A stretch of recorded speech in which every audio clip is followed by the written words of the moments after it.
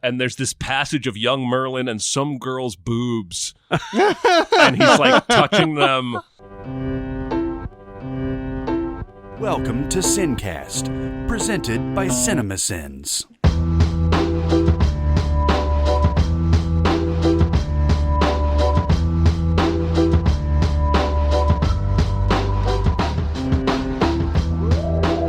All right, everybody, welcome to the SinCast. This is Chris Atkinson from Cinemasins, joined as always by the voice of Cinemasins, Jeremy Scott. Hello! And from Music Video Sins, Barrett Share. Hello, everyone.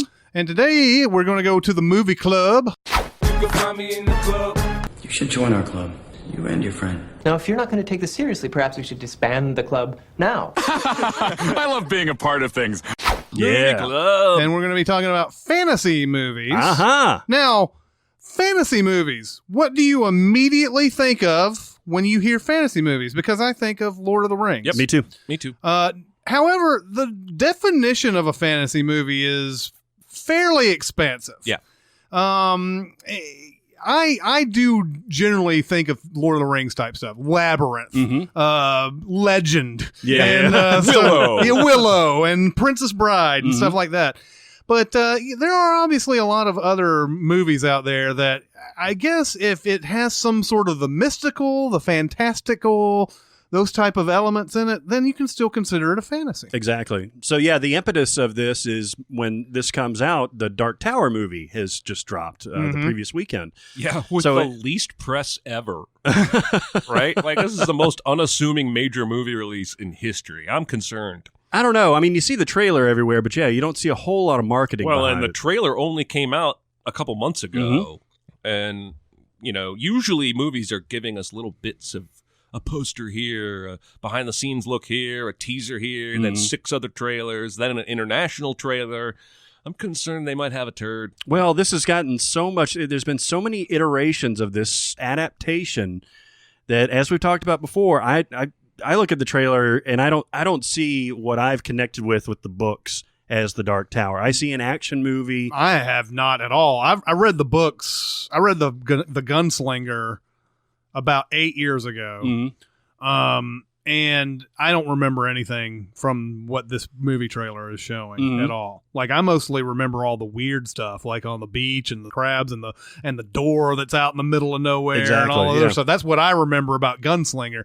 This doesn't have really any of that. No, it's a bunch of shooting, and yeah, of course, it's the Gunslinger and everything. But the Gunslinger was always about kind of the mystical elements, the man in black and the drawing of the three and this whole like universe, this Middle Earth type of thing. Yeah. And it just looks like a stock action movie to me. I'm hoping I'll be surprised. We'll say this, though. Even if they do have a turd, they decided to go with what is I consider the last good summer slot of the year. Yeah.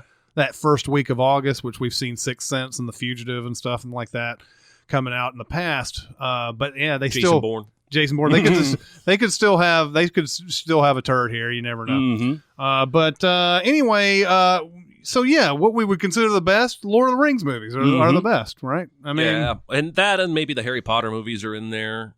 Yeah, a couple of them at least. You know, the Lord of the Rings. You mentioned this, Jeremy, recently. I caught the Two Towers again, like the other day.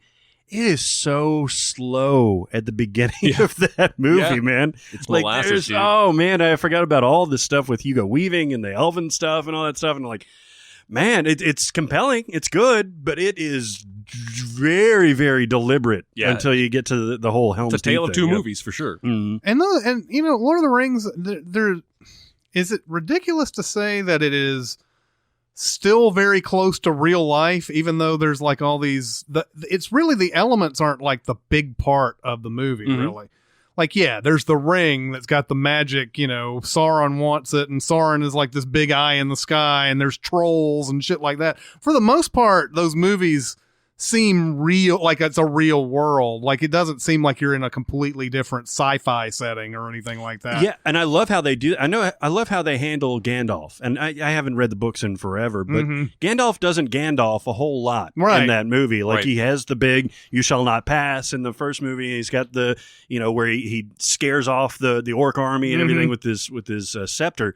But like, he's not out there like fucking lighten up fools with the staff. Like, he's actually like hitting them sometimes. And I guess it's supposed to be interpreted, and I have no idea. I haven't gone through the whole, the realms of Tolkien and read every book that he's ever, not like Stephen Colbert over here. But like I guess they're saying in those books and the movies that there's only a certain amount of power he has, and that he can only do it at when it's most needed. Mm-hmm. I always assumed that he was more powerful and could have done all this himself. Mm-hmm. But for him, it was more about empowering the others. Huh. Like Frodo, and even in The Hobbit, Bilbo. I always felt like, well, Gandalf could probably do all this, but in his view of Middle-earth, it's better for Middle-earth if these people step up and do it, and I just kind of guide them. Maybe there's a certain sort of truth to that, but maybe there's also much like the big message about the ring and the power and all that other stuff. Maybe just a blind use of that kind of power is frowned upon in the wizard world and everything. It's nothing that I've really become Saruman, probably. Well, right? Maybe he's afraid of becoming that. Right. He doesn't. Yeah, if you just use it indiscriminately and everything, then you're no different from those other. You become God and all this other stuff. So yeah, it's always. Like I said, I've never read into it or anything. I did always wonder if he's got these powers, why can't he just end it? And everything. There's got to be a reason, but I've never read such reason. But anyway, yeah, I think for the most part, these movies sort of ground themselves in a reality, but there's always these fantastical, mystical elements and everything that make it, more than just, regular drama. I'll tell you what, one of the most genius things Tolkien ever did was call his world Middle-earth. Yeah. Because the word earth kind of subconsciously sticks in your brain and helps sell the illusion that this is all somehow connected to our Earth, whether it's time or space that puts them in a different, fantastical realm. Calling it Middle Earth was goddamn genius. Yeah. Mm-hmm. No, it feels like history almost. Well, and it helps that this guy, this is a guy that was kind of obsessed. Like the world building is off the scale here. He created an entire language and the Silmarillion and all the details and lore that he put into it that may not seem necessary if you're just a person wanting to consume one story, but it all helps sell that realism underneath what we're seeing. Mm-hmm. Yeah. So who wants to kick us off on the best? On the best? Best. Well, I'm a little ashamed I wrote this down under best, but I'm going to throw out Excalibur. Ah. And I don't know when the last time you saw Excalibur was. I may have never seen it. It's been a long time. It may be the only King Arthur story made for adults. Like, there's fucking nudity, there's, violence, and you look at almost any other King Arthur adaptation, and it's kind of family-friendly. Mm-hmm. Now, and it probably helps that I was a big King Arthur nerd, and I read all those books, like the Crystal Cave, and so I'm familiar with all the lore that's happening in the movie Excalibur, and it's really faithful to those books in terms of who the characters are and what they do within the story. And it's got a very dreamlike, ethereal look to it. Mm-hmm. And it's funny because I said something recently about that Sean Connery King Arthur movie, First Night, ripping on it. And I think I saw a comment on SoundCloud that was like, well, you talk about a bad King Arthur movie, Excalibur. And I was like, oh, you're breaking my heart. I fucking love me some Excalibur. It was like right between the late 70s, early 80s, where they just didn't give a shit about kids and they just put anything in their movie. I love it. I think it's great. And I actually think it's good. I know I Googled it when we were prepping for this show, and it's like a 7.9 or 8 point something. Huh. So it's well regarded in general from the critical stance. So I'm not going out on too far of a limb, but I've seen it twice in the last year. Really? Yeah. I just maybe I'm just a King Arthur nerd. Mm-hmm. What Colbert did with Tolkien, I did that with King Arthur. I was all in on the King Arthur. There's so much to do in that universe, though. You've got the whole backstory of Merlin. You've got the whole Lancelot, Guinevere, King Arthur love triangle. I'm pretty sure my first boner ever was reading The Crystal Cave. I was about to ask if you read Mary Stewart novels and stuff like that. Yes. Well, what's her name? There's a Mary somebody who wrote like 7 King Arthur novels. Mary Stewart. Is it Mary Stewart? Mm-hmm. And The Crystal Cave is one of those? Yeah, I think so. I read all those books. But in The Crystal Cave, Merlin's young. Uh-huh. And there's a moment where he I was 15. No, not my first boner. I was 11. I had never read a book that made me aroused. And there's this passage of young Merlin and some girl's boobs. And he's like touching them. And of course, I probably shouldn't have been reading this book at that age, but I have very like vivid memories of like being aroused by that book. Nice. So King Arthur has over the years been dumbed down, made more family friendly. But there is patricide and matricide, and it's nuts. I love it. I eat it up. Good stuff. Yeah. My best is The Princess Bride. Yeah. Oh yeah, you can't fault that shit. For sure. Oh, it's just so perfectly paced. Mm-hmm. And going back and forth between, the grandfather and Fred Savage, and then, diving back into this world, sometimes really without any warning, like they're in the middle of the story. Here's what, go past the kissing parts and stuff like that. And man, I had really high hopes for Cary Elwes after this. Mm-hmm. And I always thought that he was generally like, he falls in that Bill Pullman type of category where like kind of a cheesy actor. Well, you could flip any of their roles in their career and it probably works. Yeah. But he's so freaking cool in this movie. You can't get any, it's Wesley and it's the Dread Pirate Roberts, and this story is just so compelling. Mm-hmm. And then you get like the little bits of like the Billy Crystal thing thrown in there, and Wallace Shawn and Andre the Giant, like everybody is working in perfect harmony in this movie. It's Rob Reiner, man. Yeah. Because my wife, about 5 years ago, went out and got the book and read the book. And I don't want to say it's nothing like the movie, because, most of what you see in the movie is in the book. But there's all this other stuff, and it's taken a lot more seriously. Yes. And somebody, I'm assuming it's Rob Reiner, had to come along and see a vision for what The Princess Bride would become and draw it out of this book. And it's just magic. Yeah, and it's one of the only acting credits that is introducing Robin Wright, that actually that character, that actress goes on to do something later on. Because normally if you get like introducing Ernest Chew or whatever from Dusk Till Dawn, it's like, he's like, well. Introducing and saying goodbye to this person. Right. And The Princess Bride, we may have touched on this before when we talked about Princess Bride, wasn't a hit when it came out. Right. It took about 10 years for it to finally catch on and everything. I watched it pretty early. I didn't see it in the theaters, but I may have been one of those early adopters. Like when I was like 9, it was when I was 13 or 14 is when I first saw this, and whoever introduced it to me loved it. So it was like starting right around that time. I think people like really getting into The Princess Bride. Yeah, it's just, I mean, there's not one bad note in that movie. No, there really isn't. And at this time in my life, age, I guess, 9 to 16, if we saw movies, it was on TV with commercials and edited, or my mom had gone to the library and brought home a VHS. That's literally the only time I got to see movies. And of course, she was Preacher's wife. She's more inclined to pick the wholesome looking things. This is why Back to the Future was something I watched so often, or Candle Shoe, Muppets Take Manhattan. Yeah.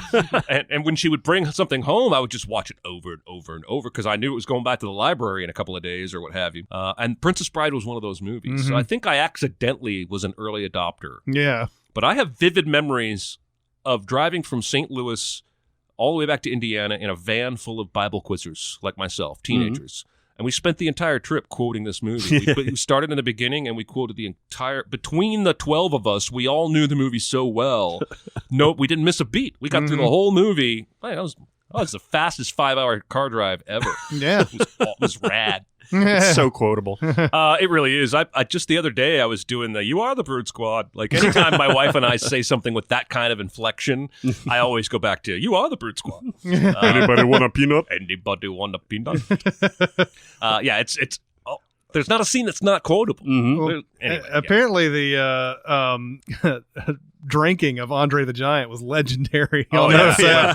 You have to imagine, how much liquor do you think it takes for that guy to even get a buzz? Yeah, I know. Well, that was the thing. Like he had like, I mean, if I told you he drank a keg, he may have drank more than that. He might have. It was one of those type of things. Like, you know, he had to really drink to get silly. That performance is just like he's always smiling or giggling or just like basically even that fight with Wesley. Yeah, he's just kind of like lumbering around. Yeah. Like, yeah, all right. Now you guys brought up how the movie is different. You brought up the movie is different from the book and everything. William Goldman wrote both the book and the screenplay. Yeah.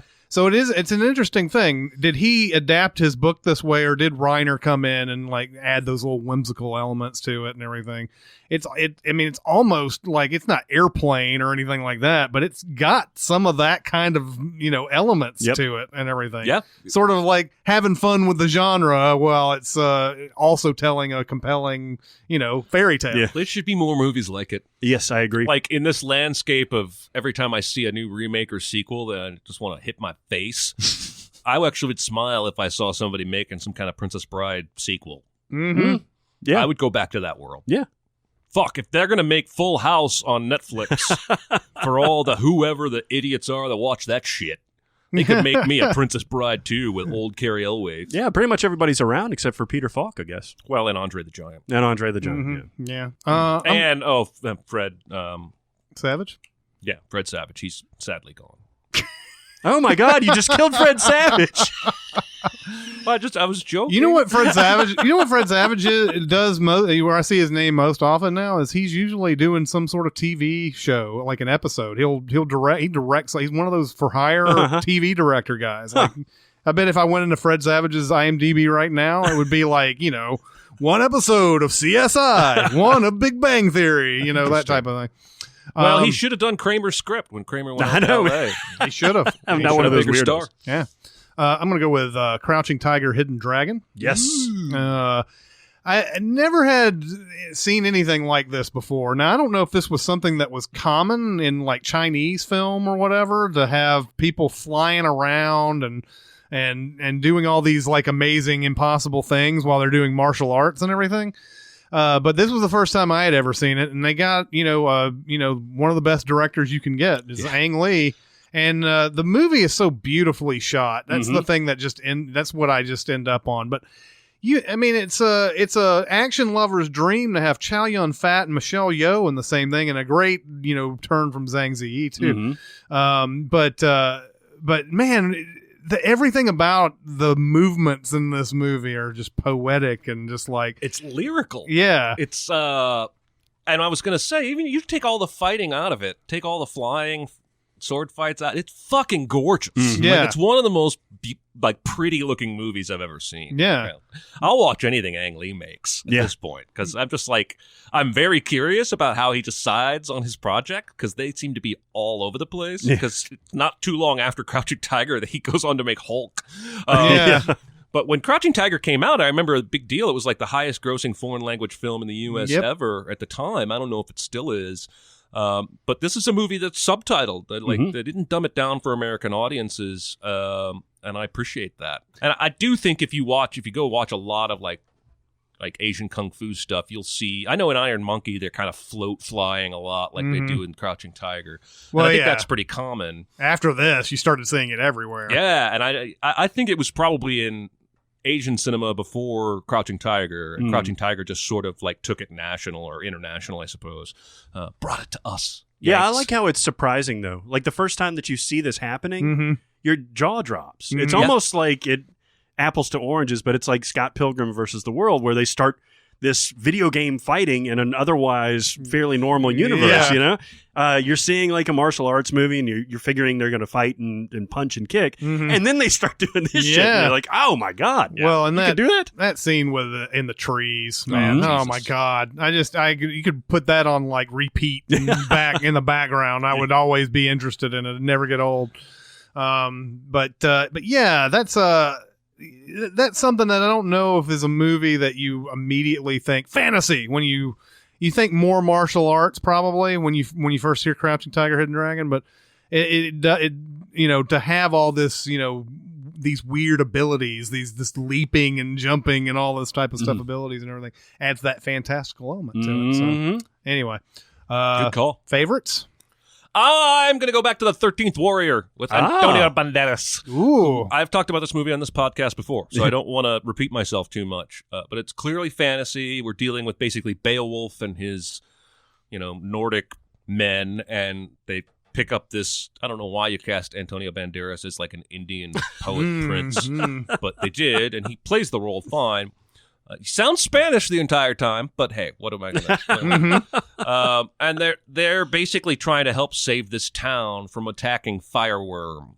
Now, they will go on to find out later that the fireworm is mostly mythical, and it's just humans, kind of natives that live in caves nearby that are scaring them with. They light these things, and it looks like a fireworm's coming down. Of course, this is set in a time where the earth is flat. Fireworms are a thing. But we're in full-on... Fireworms are a thing. Remember back then when fireworms are everywhere, man? Well, my point is that you could believe a fireworm was... This is like Game of Thrones type setting where, the White Walkers are coming and you just buy it. No, I've seen fossils at the Museum of Natural History.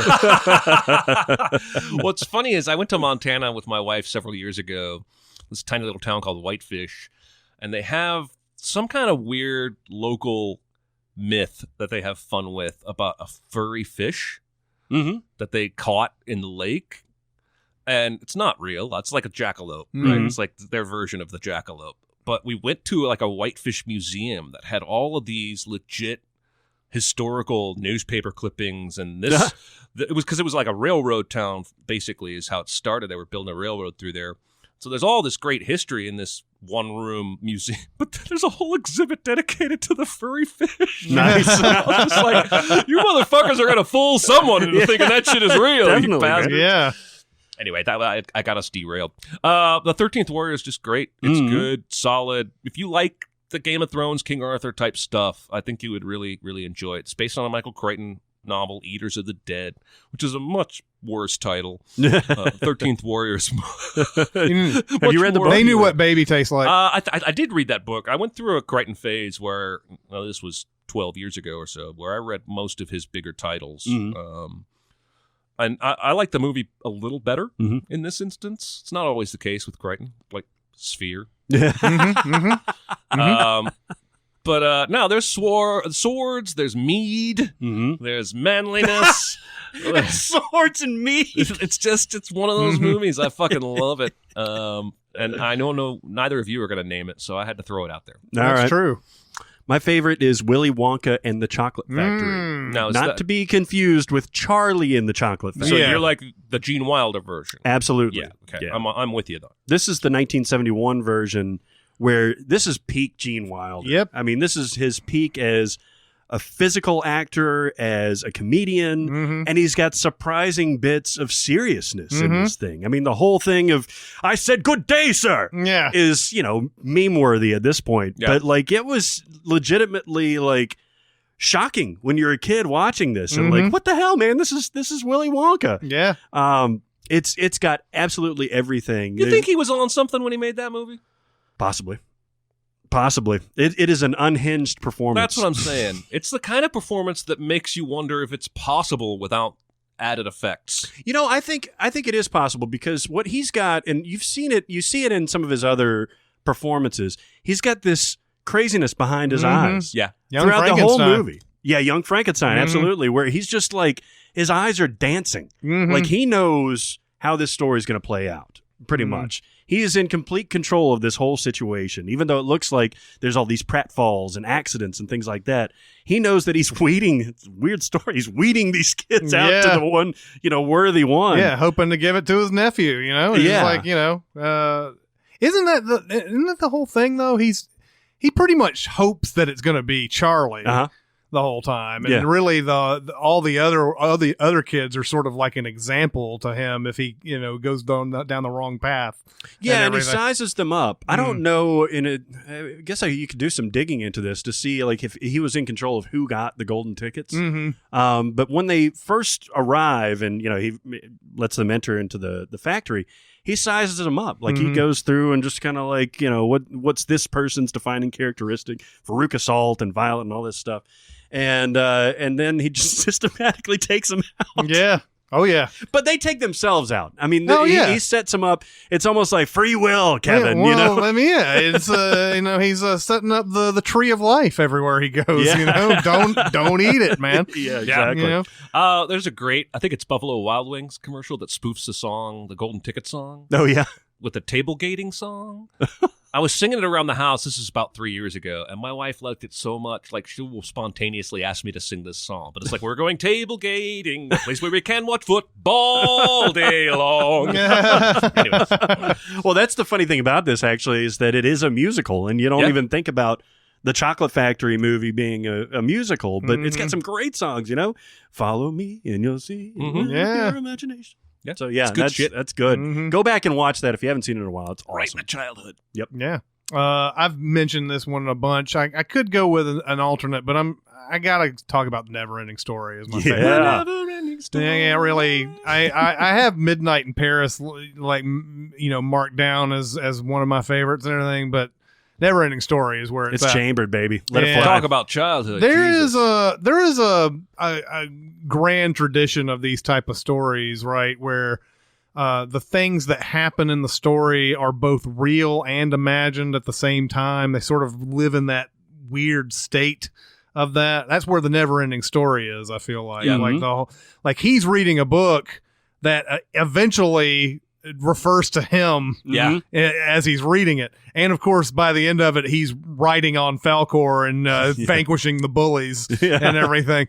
You have the Wizard of Oz is kind of like that. And Labyrinth is a lot like that, where they're going on this sort of metaphorical journey or whatever. But all the stuff that they learned and did makes a difference to their real life. Yep.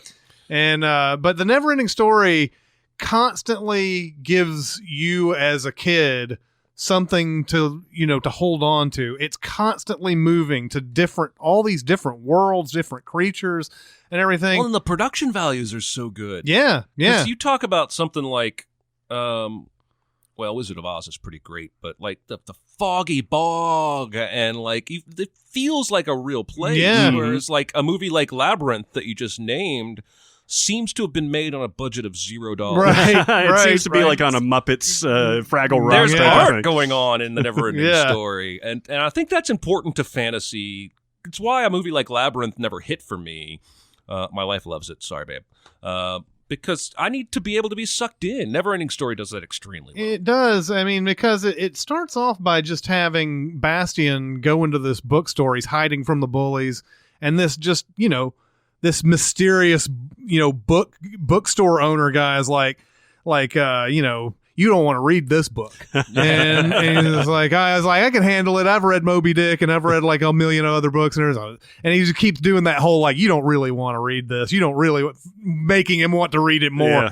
And eventually he steals it. And the bookstore owner like has that smile on his face. Yeah, that's what I wanted all along. And, but when he's going through here, and Atreyu is basically Bastian, I guess, as the warrior that's going through here, and he's going to try to stop the Nothing.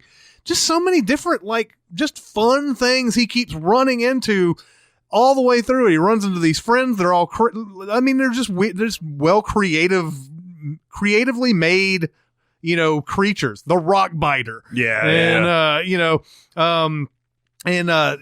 have to stop this Nothing. You never really know exactly what that Nothing is. You can just imagine. That's what the movie does so well, is make you imagine what the Nothing is. It doesn't really ask you to, doesn't really spell it out for you and everything. But it makes it scary. Yeah, it does. And there's stakes here. I remember being scared by this movie, even while I loved it. Yeah, because it's taking over like the universe, right? Yeah. It's and I've said this before. I've always interpreted the Nothing to be sort of people's imaginations going away and people wanting things spoon-fed to them and all that. I've always thought of that as what that is. And Bastian has to use his imagination to get the worlds back up to speed by the end of it.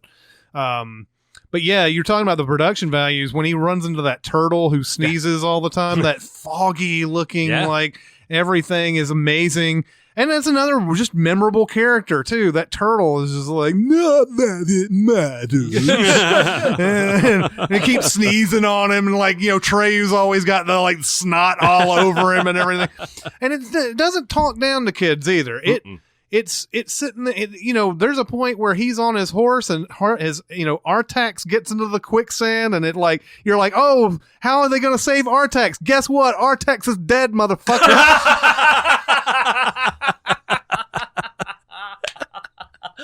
Now I just want you to narrate the movie to me. I mean, that was probably one of my early, like when I was 7, 8 years old and everything, one of my early cry during a movie moments is Artax. Cause you're like, how is he going to, first off, oh, that's a horse. He died. And then the next is, how is Atreyu going to make it now? He doesn't have a horse. He's going to have to walk everywhere now. And the scene of the freaking Oracle and everything, that has always captured my imagination. The Oracle, man. Those two, you see the trailer for Blade Runner 2059 has something in it that reminds me so much of that Oracle in it. How Atreyu has to run and make sure that he gets there before the eyes open up and shoot the lasers. And you see the bones of the other travelers that have tried it before and everything. What a fucking great movie it is. You mentioned one of your first cries at that Artax dying scene. That was actually my second boner.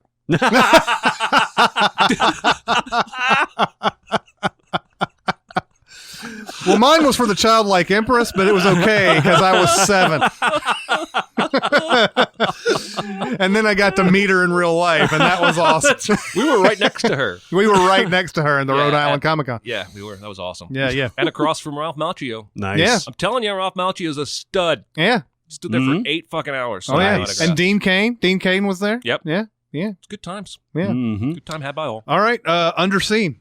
My underseen is Ever After. Oh. If you remember, Ever After came out in 1998. Yeah, it was somewhere around there, either 97 or 98. And man, I saw this movie. I don't remember anything about it. I know Drew Barrymore's in it. She and is. Angelica Houston too. Yeah, exactly. No, I really think this is a movie that's lost to time. Nobody ever talks about this movie. No. And it's a very good reimagining of the Cinderella story. And this was really, at the time, it was post kind of freewheeling, drug-using Drew Barrymore's period where she's flashing Dave Letterman. Yeah, this and has all that never stuff. been kissed Drew Barrymore, right? Yeah, she's exactly. still pretty wholesome at this point. Yeah. I mean, I imagine she is today, too. I'm not saying she's gone downhill or something. And she's beautiful, and the whole mood of this movie is just very ethereal. It's really, really fun to watch. Unlike, the Branagh version of Cinderella that came out recently. This is a reimagining, and it works. And it's just one of those things that's just kind of swept under the rug. Yeah. Came out in those late 90s fantasies, and it was a lot of fun. I saw it in the theater on a first date with my girlfriend in high school, man. Right. Came out the summer of 1998. I just looked that up.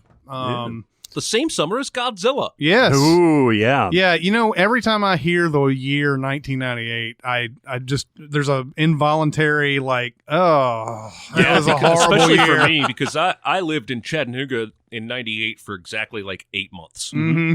And I saw most everything that came out that summer in the theater, and then I moved here to Nashville. It was this weird transitional spot. So when I think of 98 summer movies, I know exactly which theater I was in, and I can always tell you which movies were from that summer. Yeah, fucking Garbage came out in 1998. Yeah, it was for sure. a hot mess. It's funny. We recently did a string of podcasts where a lot of stuff was coming up for 1997, which 97 was a great year. Right.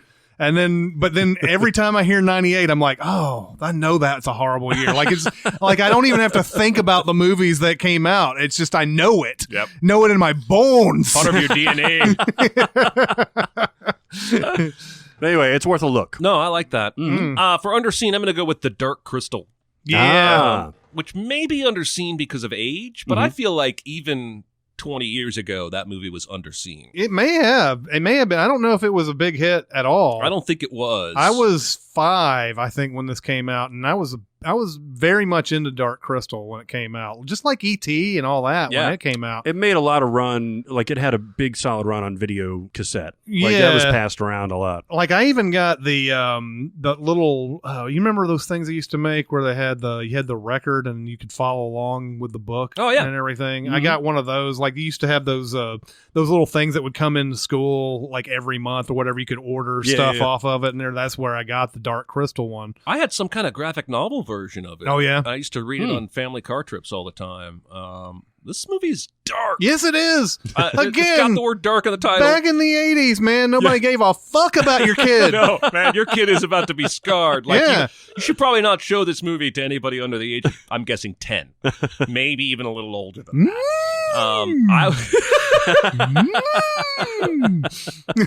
This is, basically like, what if we did Muppets, but for adults, and it was a fantasy, and it was creepy? Yeah. Not like quite to the extent of like Meet the Feebles for adults and creepy. No.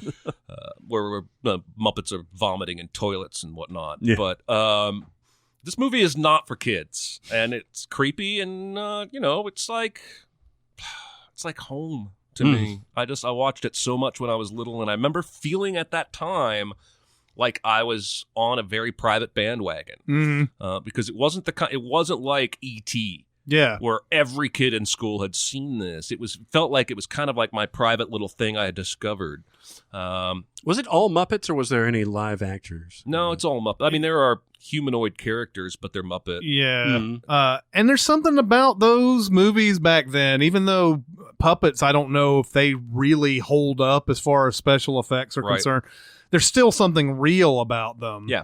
And there's something better about them than just the random special effect. And they're ornate as fuck, these puppets. Oh, yeah. They're detailed as hell. This is like, nobody's trying to fudge anything here. So even if you're looking at a puppet, it's still kind of mind-blowing to look at the attention to detail.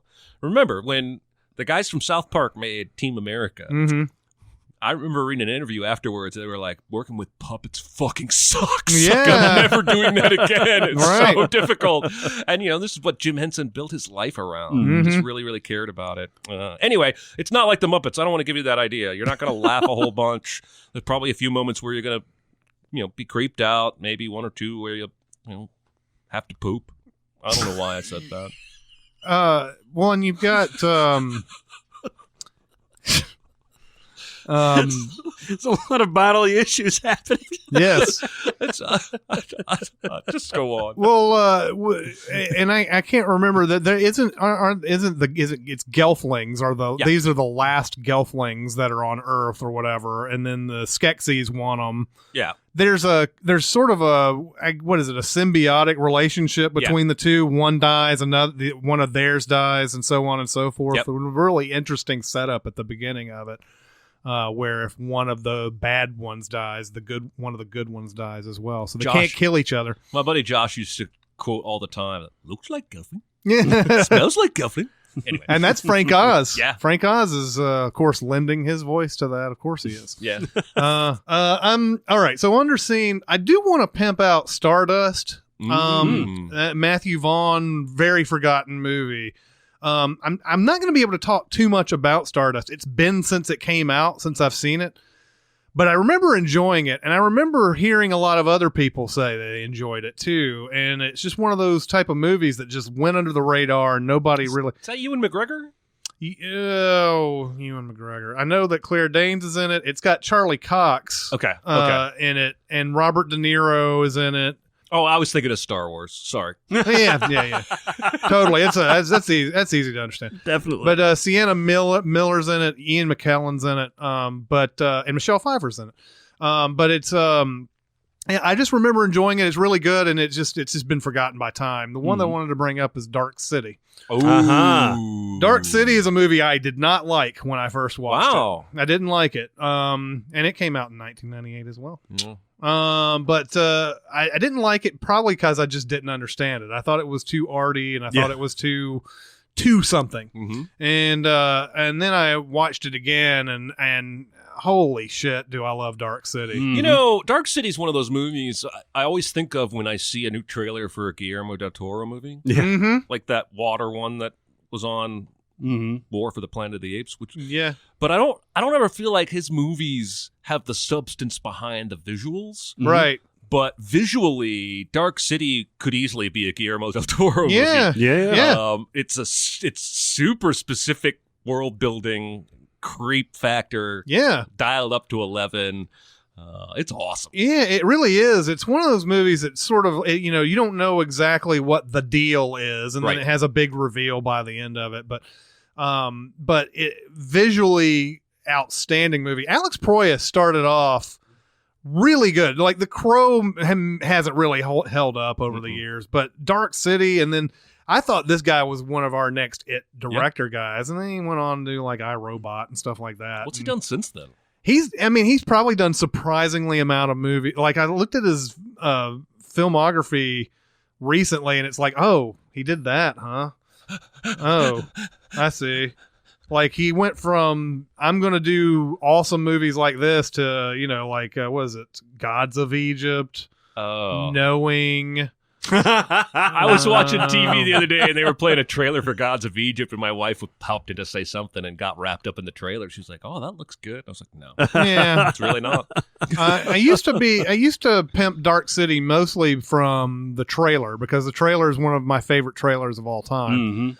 But the movie itself is actually very good, and this is one of those where Rufus Sewell isn't a bad guy movie. It's like the one time. Yeah, it's the one time in his entire career he's not the bad guy. It's just a really interesting, and you could really call it sci-fi, I guess, sci-fi and fantasy. Yeah. And I think it's a good precursor to the Matrix, and New Line Cinema had come out with this one too. So. Sort of one of those movies that sort of asks you to question your reality and everything like that. And so if you haven't seen Dark City, I would suggest there was a good run of movies like that, because we had that, The Matrix, The 13th Floor. There were one or two others in there, and all are kind of playing on the same themes, and they're all really watchable, even though The Matrix is clearly the best. Yeah. I actually heard somebody randomly bring up The 13th Floor the other day, and I was like, holy shit, man. I may be the only person in this room who knows what you're talking about. Like, raise your hand if you've seen The 13th Floor. Yeah. Oh, I see the lack of hands. So Alex Proyas was an accomplished music video director too. Oh, was he? He did Crowded House's "Don't Dream It's Over." Oh, really? Video. Did a lot of stuff in the '80s. Did an NXS song. Did a Yes song, "Rhythm of Love." I guess so. He was younger than that. Yeah, that's interesting. Yeah. All right. Okay. Underrated. Underrated. Yeah. What do you think? All right. So I'm gonna go with the Rankin Bass Hobbit animated movie. Wow. Oh, all right. Now it may just be that up until then I had no movie version of Tolkien to watch, but I think it's pretty good. I remember it. I have not probably seen it in 20 years, but I remember really, really liking it. The animation's really pretty cool. It's a 67 on Rotten Tomatoes. I feel like that's just a little bit of a slap in the face. I feel like it's I have two friends that are super big Tolkien nerds, and they basically worship this movie. Oh, yeah. The Rankin Bass animated version. Like, as much as they love what Peter Jackson did, the soul of the story of Tolkien is still going back to this animated film. And I also want to throw out for another underrated, because I did research, and so I don't want to have wasted that. Harry Potter and the Goblet of Fire. Now, I think everybody who likes Harry Potter probably agrees Azkaban and Order of the Phoenix are probably the two best films. I think some fans will slip in that 8th movie, the climax or whatever, as one of their favorites. But after that, how do we even choose? Yeah. My point is, Goblet of Fire cannot be so demonstrably worse than the rest of the Harry Potter movies. It is the one right before things get serious. And so you could say it's just a little too goofy, because we got the romance and the dance and But the Triwizard Tournament is a very intriguing wrinkle. The challenges of, obviously, Voldemort's plan in this movie is ridiculous. Yes. But we get to see the French girls and the Viking guys come in, and You know, that the whole put your name in the thing and get called for. I really like Goblet of Fire. I think it's super watchable and fun. But just listen to what I found researching. Collider has a list of the best Harry Potter movies. Mm-hmm. They have Goblet of Fire 6th. Out of 8, right? Screen Rant has it 7th. And Rotten Tomatoes scores it actually 3rd. Oh, yeah? To underscore my point. Right. From the critic's standpoint, it's up there. 3 or 4. It's right near the top. Uh-huh. But all these other lists I've looked at, anytime I talk Harry Potter movies to people, Goblet of Fire is always getting shit on. Yeah, it's a weird. pivot chapter in the entire thing. Yep. And I think that's what a lot of people sort of like maybe don't respond to in the whole thing, because it's not really it is, but it's not really continuing the story we've seen the last 3 stories. It's really all about this Triwizard Tournament, and yes, by the end of it connects, but you know, you're wondering where this is going and everything, but it's a pivot chapter. So that's where I think a lot of people sort of lose it a little bit, because it doesn't have Quidditch, and it doesn't have, like, you know, the usual Voldemort is up to no good in Hogwarts bullshit. Yeah, no, I think this has got some of the most impressive visuals of the series, though, because it does have a little bit of Quidditch at the very beginning, where you have the Victor Crumb in the World Cup of Quidditch. Now, how he's in the World Cup but still somehow in high school is beyond me. Nah, he's Pele, basically. Yeah, exactly. But, I mean, between that Never mind, and that stadium... Stuff, I don't care where you're sitting in that stadium. You can't see any Quidditch happening. No. Well, they fly by, though, you know? But I'm saying it's so bright across the way and there's so many people across the way. I mean, the one thing that you don't see is that they're all using magic spells to watch the Quidditch. Oh, okay. They've got it on the screen. It's all magnified. But because if they're staying in a tent that looks like from the outside it can only hold 3 people and it actually holds 50, then they're watching the Quidditch match perfectly. I mean, that's that's one of the first visuals that you get, and you get Harry walking in there. He's like, I love magic. Yeah. Like, it got a lot of good moments. This movie also gave me one of my favorite, like, it's one of the most British moments of the entire Harry Potter series, when Harry calls Ron a right foul git. Yeah. Oh, yeah. Which, as an American, if you're in Britain, maybe that just rolls off the tongue on the regular. I don't know. But for an American, that was one of the most British moments of the entire Harry Potter series. Oh, yeah. I've used it. I put it in a sin. I'll call my wife a right foul git. I don't know what I'm calling her. I could be calling her like a murdering pimp. I don't know what a git is. I just know British people use it to slam someone. Yeah. Anyway, that movie is probably not hated, but it's underrated. It's better than its rating by the public. Oh, yeah. I'm going to say Secret Window is my underrated one. So this is 46% in Rotten Tomatoes. Another Johnny Depp movie? Johnny Depp movie, yes. This is could be underseen or underrated, really, because it's a real small, it's based on a Stephen King story. It's a very small movie. It takes place almost exclusively in this cabin. And of course, it's a writer. Stephen King is writing about a writer who's got writer's block. Yeah, exactly. And he's got this epic case of writer's block, and he gets this strange visit from John Turturro's character that shows up saying that he's stolen his story. And it sets off this series of events that is really, really interesting.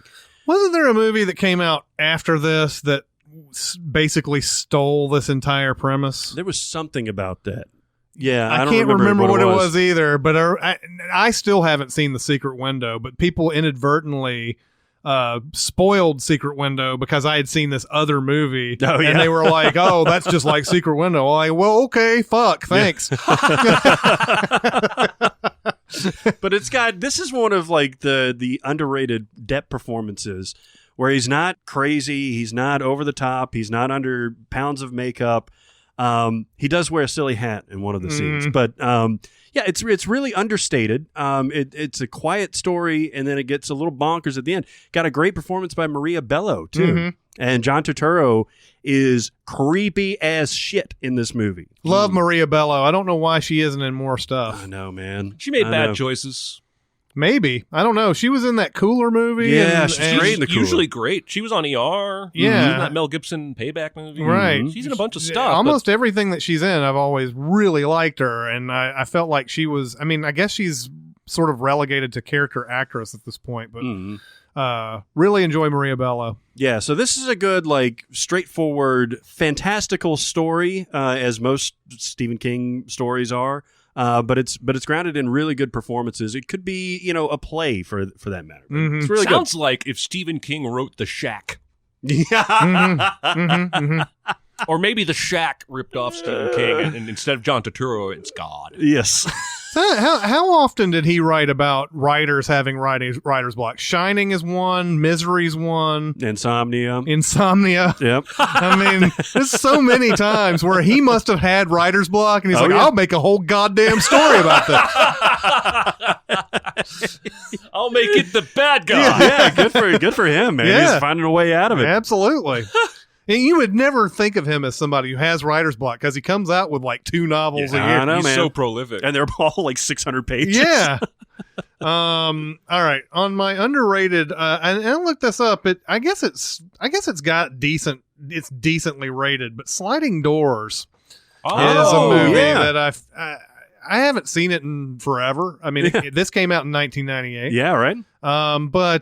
But I've always enjoyed that idea, and we've seen some movies recently that have sort of done what we would call a sliding doors thing. Like, what was the movie that Joseph Gordon-Levitt and Zoe 500 Days of Summer. 500 Days of Summer did the sliding doors thing, and it's great. Yeah, and but Sliding Doors takes this very simple premise. What if your one thing in your life was different? And it shows basically what her life would be if this one thing didn't happen. So like it really is, one thing delays her from getting back home to catch her boyfriend cheating on her. And then the other one, she catches them. And it's so like the sliding doors of the subway, right? I think it is. Yeah. And so like the whole movie goes about telling us what this story is, and it has some, I don't know, I guess it's not surprising for a movie revelations, but it's surprising, I guess, revelations by the end of it, because you think, oh, well, it was better for her to know now that this was happening than her to not know and everything. But it's got different, there's different positives and negatives to both sides. I love it. They do this a lot in TV, it seems like. I was actually watching an old Scrubs episode, and there's one called like My Butterfly or anything. You remember this? Where they tell the story 2 different ways, and they've each got their own patients that they're working on, and some of them have a positive outcome and some of them have a different one. And it's this Zach Braff, narration where he's like, what would happen if this was different? And then, everything kind of changes. The story goes back and retells itself. And then there's like an emotionally powerful ending to it that's unexpected. There's a great episode of Frasier that does this too. Oh, yeah? In fact, I think the title of the episode plays on Sliding Doors title. Yeah. Like, I think they were just openly admitting we're going to do Sliding Doors for Frasier for this episode. But it's great. It's one of the best episodes of the show. Interesting. It's a freeing storytelling technique, I think, from a writing perspective, because at least one of these is fantasy, if not both of them. And so you can kind of play with that character's life and timeline in ways that reality would not let you. Sliding Doors is a great call, and it's not one that you immediately think of, oh, that's a fantasy movie, but it fits the definition perfectly. Yeah, because it in much in the way of stuff like It's a Wonderful Life does, it sort of allows you to find out what would have happened. Or Family Man. Yeah, Family Man. Sure. Yeah, absolutely. Oh man. It is not one that you Sliding Doors and Lord of the Rings are as far away from each other as possible. Yeah. They both involve orcs. Yes, absolutely. Somehow, some way, yeah. I think we could probably find a better connection than that. I bet you anything there's an actor in Sliding Doors who's in Lord of the Rings. Probably yeah, so. Because that probably movie's set in UK, I think. Yeah. Gwyneth Paltrow, who at the time it seemed like every movie they were getting her to do English accents. Yeah. Because she was in Shakespeare in Love the same year. She was in Emma a couple years before that, and everything. I was like, well, you kind of do that pretty good. We'll put you in all the English movies after that. I guess she does have a good British accent. As Americans, man, we have no idea what's a good British accent and what's not. No, we don't. But Brits we can come tell over the here. bad ones. Yeah, well, that's true. Like on Friends when Ross He's nervous about his first lecture at the college and somehow decides to speak in a British accent, but then he's got to keep it up because all of his students and colleagues think he's British. And he's introducing Monica and Rachel to one of his fellow professors, and Rachel's like, "Good eye, mate," or whatever. They put on like the worst accents ever. Anyway, I remember seeing a friend of the show, Kenneth Branagh, on a talk show once, and he was talking, and they were talking because it was Dead Again when it had come out. Dead Again, he and Emma Thompson have impeccable American accents in it. And they were asking him about that and everything. It's like, well, you sort of workshop this type of thing, like when you're first learning your American accent, people are like, do Robert De Niro, and then you start doing De Niro, and then and he actually had, I think he actually did a few of these American actors impressions and everything. But yeah, you have to learn it, obviously, like anything else. We just go by what we've heard in movies, right? And and try to affect that most perfect British accent that we've ever heard, and you sound like you're from London. Hey man, how old are you? I guess I don't know. I'm like, what, 46? Fuck.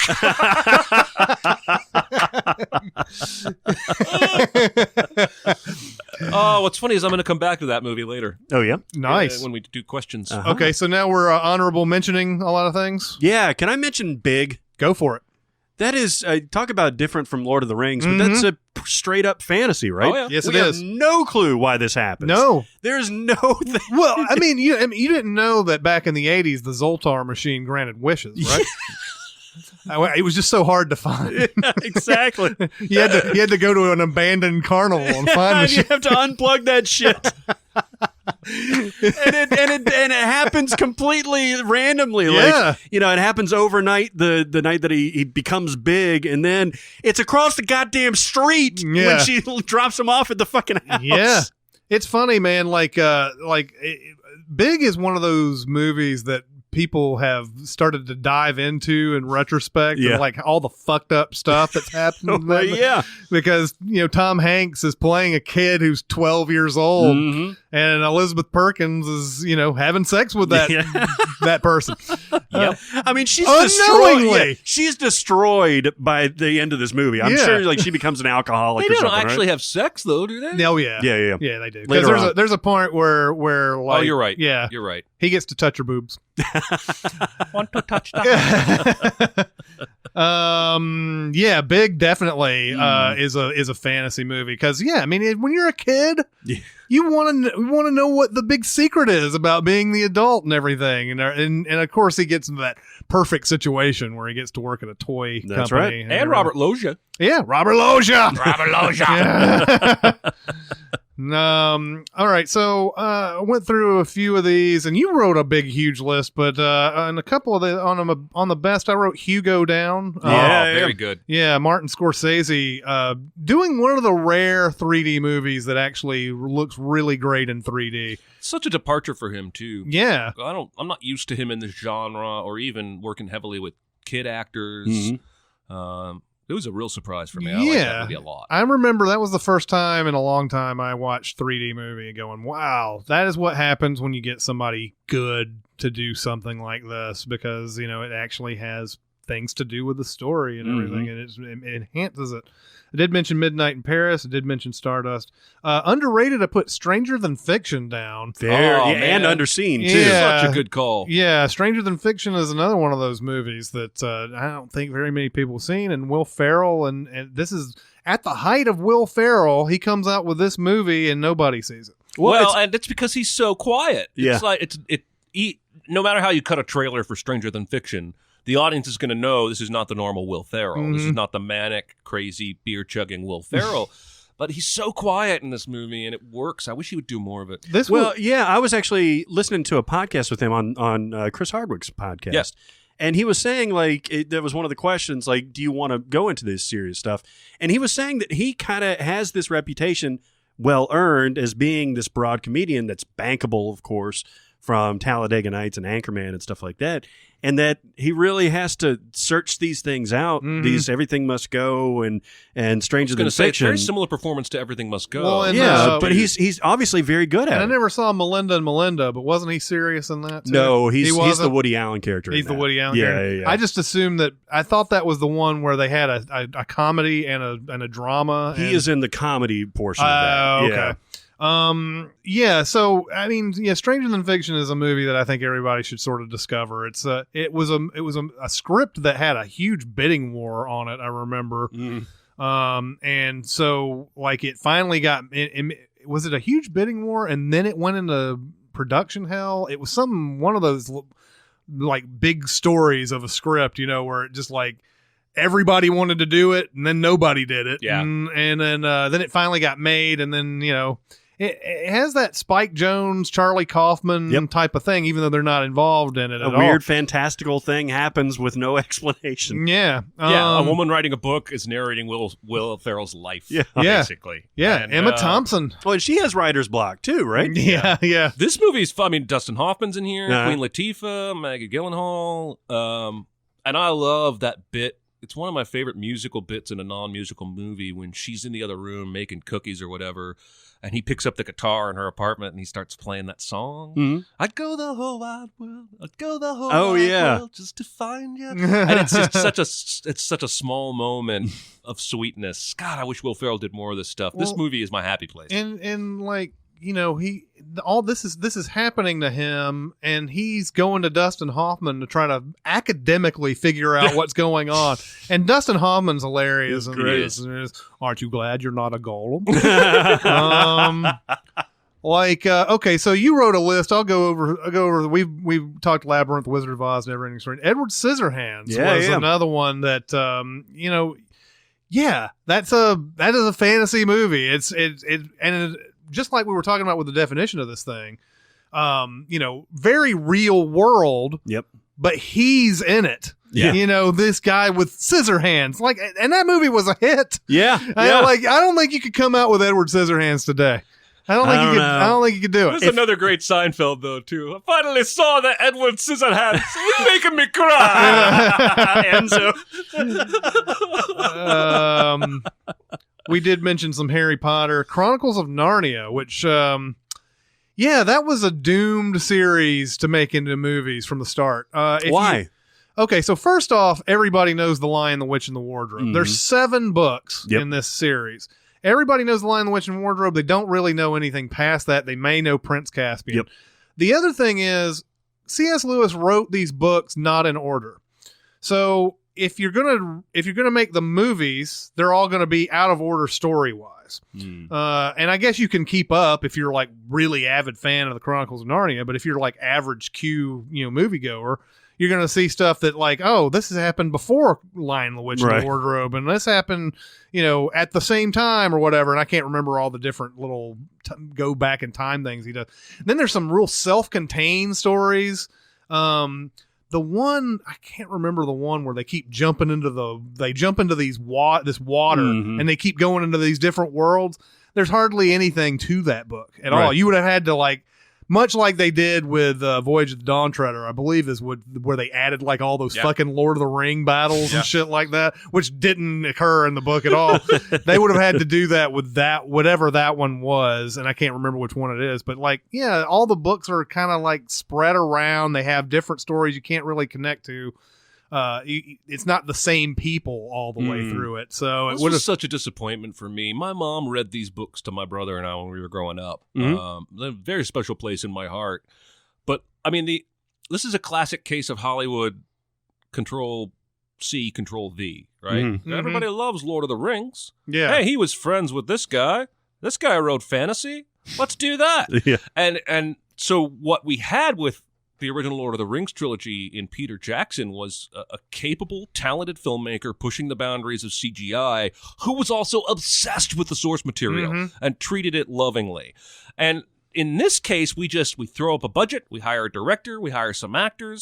There's nothing wrong with that first Chronicles of Narnia movie. It's perfectly fine. It's not great. It's not terrible, but it's lacking that magic that came from the Lord of the Rings, because Lord of the Rings was not successful because it was fantasy.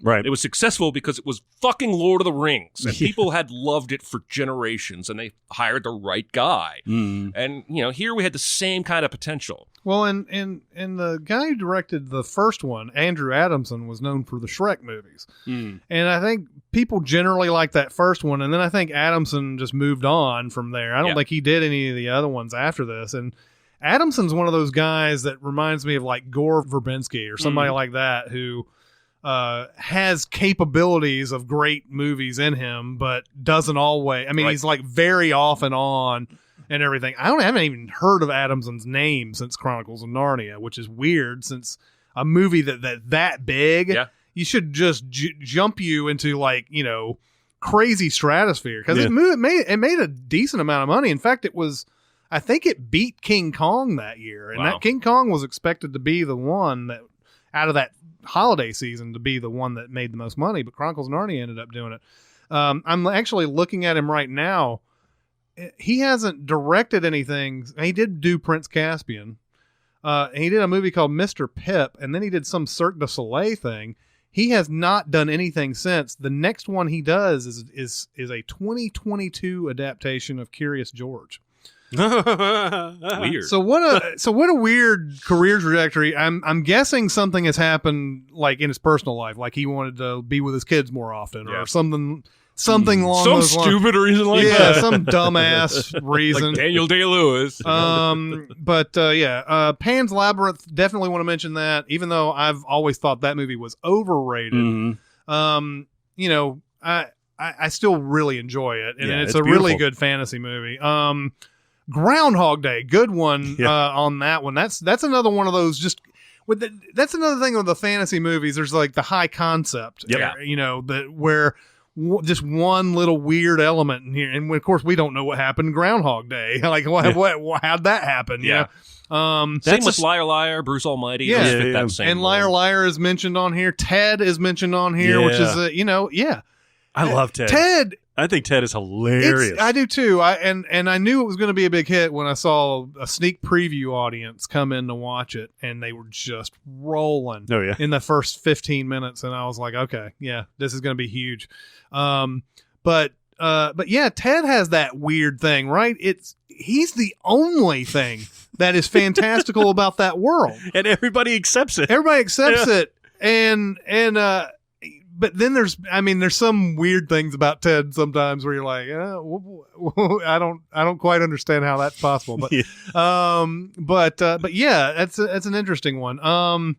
Field of Dreams, another one. Good call. Another one that has a really cool fantastical element to it.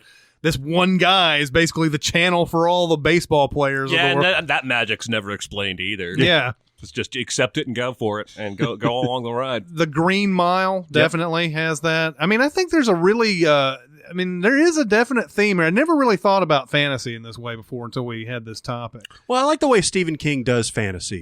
Of course, he's most known for horror, but within that framework, his fantastical elements usually take place after the story is built. Same way with The Shining, same way, with Secret Window, things like that. You establish a realistic baseline, and then shit goes nuts from there. And it with The Green Mile, it happens relatively late in the movie. Yeah. And it's that much more of a payoff. Yeah. Causes Tom Hanks to screw his wife twice in one absolutely. night. Oh, it's 4 times. That's basically summing up the whole movie. Yeah. That's the Tom Hanks can't pee movie in my mind. But yeah, but the theme of a lot of these movies is that it's basically your world, only with one tiny difference, or maybe a couple of tiny differences. And where it gets more out there is where you have Lord of the Rings, where you have more fantastical elements, but it's still grounded in a reality of some sort. We could go on and on fantasy, man. There's like a million of those. Yeah. You people have a lot of homework. Yeah. Damn it. Absolutely. All right. But anyway, we're going to our main topic today. We're in honor of Dunkirk. Yeah. Which by this point will have been out for 2 or 3 weeks by the time this comes out. But tensest movie moments ever. God damn, that was intense. I'm just so freaking freaked. Whoa, this is heavy. I'm freaking out, man. You are freaking out. man. You were talking in our Dunkirk mini pod about the bullets in the ship. Yeah, that was just it. I think it's different for everybody because I've seen people talk about the opening scene of Dunkirk where they're running from the bullets through the city to get to the beach. And, I think personality plays a large part in what moments make you the most tense. But when they're in that boat, they can't go up top. They don't know when the bullets are coming or why. They're just sitting fucking ducks. And it terrified me to the point where that was the one moment in the movie where I thought I might have an anxiety attack here if this doesn't resolve soon. Mm-hmm. And it doesn't resolve soon, but I made it through. No, there's 20 minutes where they're under there. Dunkirk, I was almost apprehensive of seeing Dunkirk because the trailers, every trailer that they released was anxiety producing. Yeah. It started with that first shot of the one guy, that sea of hats, 10 hats, and the one guy looking up, and then the other guy looking up, and then everybody, and then cowering over. Mm-hmm. Man, this movie was so my palms were sweaty the whole time. And Mom's spaghetti. Yes, exactly. The way that Nolan builds this up is just, it's not done through gore, it's not done through overt violence, it's done through the suggestion of how horrible this is. Yeah. Mm-hmm. Well, and I think he goes way out of his way to not show us bloody limbs and heads getting shot. And there's a little bit of that, but no, it's much more about the psychology of war. Mm-hmm. And that's why it succeeds, I think. If it had tried to do what other war movies do with the, put you there by sheer gore, I'm like, well, I saw Band of Brothers. I saw Saving Private Ryan. It wouldn't have been as impactful. Mm-hmm. Yeah. So who wants to go through some tense scenes? I've got one. Okay, so it's from a movie that none of us really like. It's The Deer Hunter. Okay. But man, I went back and I watched this scene again, and it is horrifying. This is the scene that I think people sort of remember when they say Deer Hunter is a great movie. Yeah, exactly. Because when I think about it, I always think about the time that he goes back and sees Christopher Walken just wallowing in this reality that he's in. Yep. And continuing this game. But the first time that they're forced to play Russian roulette, it's Robert De Niro and Christopher Walken and a bunch of Viet Cong, it is. Yeah. Vietnamese shady characters that are making this a complete sport. It's literally they're gambling and on just it. They're yelling. There's the yelling is what gets to me. It kills me. Yeah. I mean, because basically they have to play this game or they're going to die. You're going to get shot by them or you're going to take your chances with this. And to see the realization dawning on De Niro's face throughout this whole buildup, where he's like, go fuck yourself, get out of here. And to where he actually gets the gun in his hand and just starts yelling and screaming and pulls the trigger and then passing it to Walken, who does the same fucking thing. Yeah. It will fry your nerves, man. I haven't seen that movie. Maybe half of it. It's worth seeing just for those performances. I'm sure it is, but that doesn't sound like the kind of scene I really want to sit through. The Deer Hunter, man, it's one of those that I hear about all the time. People talk about how great it is and everything. I've given it more than enough chances. I feel like the movie is fucking boring for the most part, and then gets to those scenes. That's where it's really good. They tried to do every time. Russian roulette in general is always tense. Anytime you put that kind of a scene in a movie, it's just like, they did it. Samuel L. Jackson does it in that movie 187. And that's just, the way he does it in that is just unnerving, man. You're like, no, stop. It's that type of game, quote unquote, that really puts you on edge in any way, but they do it really. Just all the yelling and stuff is what I always get. Whatever they're yelling, like no, or whatever, and it's just an extra little sensation during those scenes. I wrote down a bunch. Actually, when I first started this, I was like, okay, we've probably gone over a lot of these tense scenes, right? And I wrote down some we've done before. Like we've been asked this question, I guess, before, when we've done our Q&As, wordless scenes in movies, and so, which sort of lend themselves to this same kind of topic or whatever. When we had that question a couple weeks ago about the wordless one that it comes up to mind that I just, we had said this so many times, I didn't want to talk about it all the time, is the Mission Impossible CIA hack. Mm-hmm. That's one of the tensest scenes ever, and it has no words at all. United 93's ending is one of those. It's one of the tensest things ever. Early on, and this is the one that I'm going to talk about. Early on in our podcast history, talked about the movie Sorcerer that William Friedkin did. They're driving these big ass trucks filled with explosives that basically any shake whatsoever could end up just blowing up the entire truck. They're driving through this horrible, like not really a path at all area, through the jungle, and they're following this map as close as they can. And they're going over things that you should never, ever try this, I mean, I know that you're trying to get a bunch of money and all this, whatever. There's some moments where I would have been like, nope. All right. Nope. Nope. And there's the point where they have to drive over this rickety ass bridge, and the first truck has gotten through. Mm-hmm. First truck has barely gotten through, and it's probably caused even more damage to this rickety bridge while it's gone through it. So then the second one comes in, and it like gets stuck, and it's like swaying, and like it's there's a point where it's like about to fall in the water and all that, and you're just talking about, I mean, just the slightest jolt can cause this thing to explode, and it's done so well. I know that I know it's a remake of The Wages of Fear, and we had somebody tell us that you need to go watch that movie too. I will. I've got it now. Finally got it in the collection. But that's everything, and almost everything in Sorcerer. Once they start trying to transport these explosives, the whole movie's fucking tense. Because that tension is always there. That possibility of catastrophe follows this whole thing, and you're just like on edge the entirety of that journey. Yes. Yeah. Good call. Well, I'll do some lip service to the opening of Inglourious Bastards. Yes. Which is a masterclass in using dialogue and implication to create tension.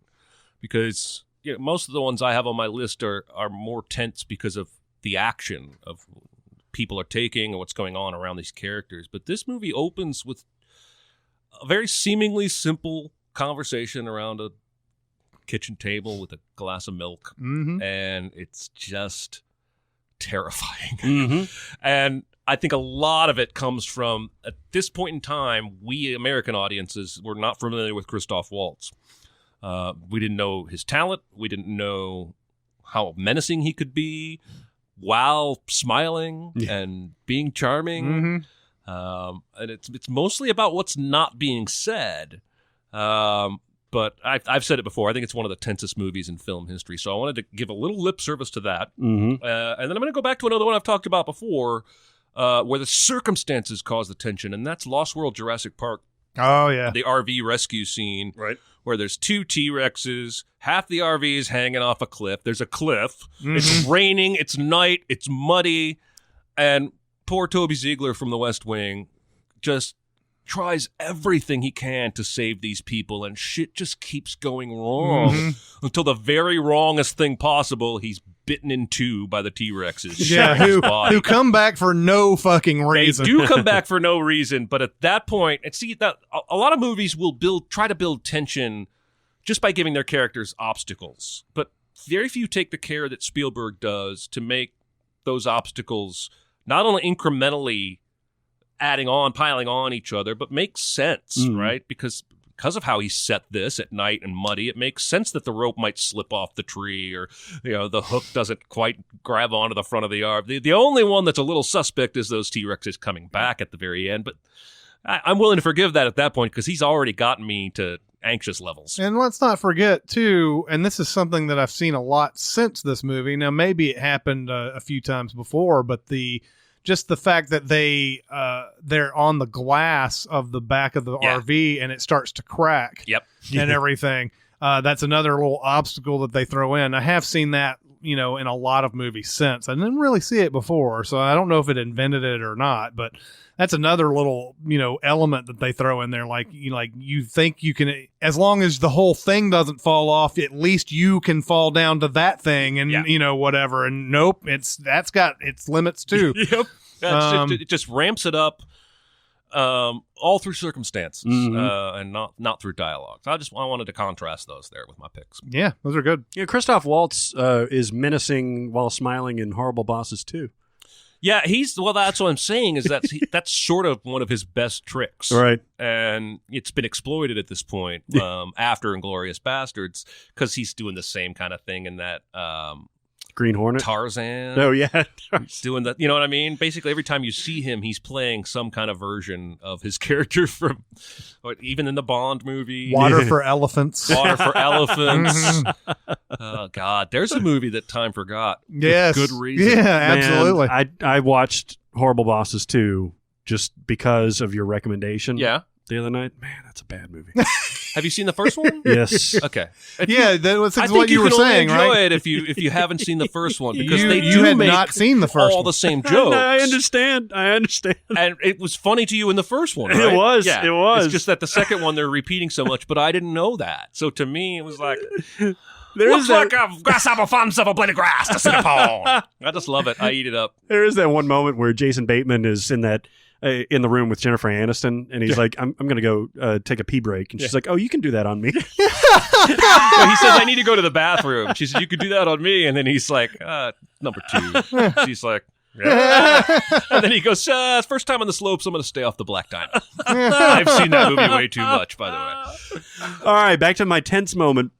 I'm going to go way back to Rear Window. Mm-hmm. This is just such a fucking great movie. Grace fucking Kelly, man. Oh, Grace Kelly. So there's a point, Jimmy Stewart is basically spying on his whole tenement area there, and he thinks Raymond Burr's character is a killer. Mm-hmm. And so by a sequence of events, Grace Kelly makes her way up to his apartment to snoop. And so much of Jimmy Stewart's performance is just in his face because he's confined to a wheelchair in this. And when he comes in, Raymond Burr's character comes in while she's there and finds her. And let's not forget, even before he shows up, it's tense. Yeah. because you just realize he can come in at any time. Exactly. And then he does. There's a series of tense things in this. But then when he finally does discover her, he starts assaulting her. Mm-hmm. And it cuts back to Jimmy Stewart, and there's nothing he can do. Yeah. He's just looking through, and he's crying. He's like, what do we do? What do we do? And it's just absolutely unnerving. He's in that weird stuff, that weird like state where he wants to call the cops, but he doesn't want anybody knowing what he's doing, which is also wrong. Right. And so he's got that. I mean, and her even going into his apartment is wrong. Yeah. So exactly. like it's because he could have done nothing wrong. Right. Exactly. So it's one of those. That's something that just only Hitchcock, I think, can pull off. And you see it from his perspective. You see like the entirety of the windows, like them going into the bedroom and then back out in the living room. You see the cops showing up outside the door. You see this whole perspective. It's By the way, awesome. I think we discussed this before, that if we had done our brackets and Rear Window was in it, it was one of the classic movies that had a chance to get very far. Oh yeah. And it's one of my favorites of all time. I mean, it's got to be in my top 10. It's my favorite Hitchcock by far. Yeah, I mean, it's one of those that just it's if you have never seen Rear Window, give yourself a fucking treat and watch it. Probably, especially since most of you saw that Shia LaBeouf knockoff bullshit. Yeah, Disturbia. Disturbia. Not a terrible movie. Although, I guess, well, there's a good amount of fans for Disturbia. Well, that's because I think they hadn't seen Rear Window and didn't realize what a ripoff they were watching. And I think if you go into it's like the Horrible Bosses 2 in 1. Could be. If you're not aware of the original, you think this is original. You're like, oh shit, this is tense. Yeah, exactly. But, I mean, that movie's got nothing on Rear Window. Rear Window's so good. Yeah, he sets it up so perfectly. And then when he gets discovered, when Raymond Burr sees her like signaling to him, whole other level, man. Yeah, that whole movie is on a different level. Yeah, it is. Well, Hitchcock was in general. It's the thing though. It's one of the few movies that can actually put its protagonist in a bad light at the same time as we know that there's this true evil over here, but your methods by which you come to those conclusions are really wrong. Yeah. They're really wrong. Yeah. And it doesn't outwardly say that, but it does make that statement. I'm going to mention the entire ending of 7. Oh yeah. Oh yeah. The ride up there is a whole bunch of exposition and getting to know John Doe and everything. It's when they exit the car that you really start thinking anything might happen. Yep. And Morgan Freeman even says while they're sitting there shaving in their chests and stuff like that, they're like, if John Doe's head breaks open and the devil himself comes out, be prepared for it. Yeah. And so like, you're this whole thing, you're like, what is he leading them to? That you're like, oh sure, though they're dead, man. He's killed 5 people. He's gonna kill these 2 or whatever. Mm-hmm. And the blood that he's used for the forensics that they say is 2 other dead people is actually something he's been saving for this.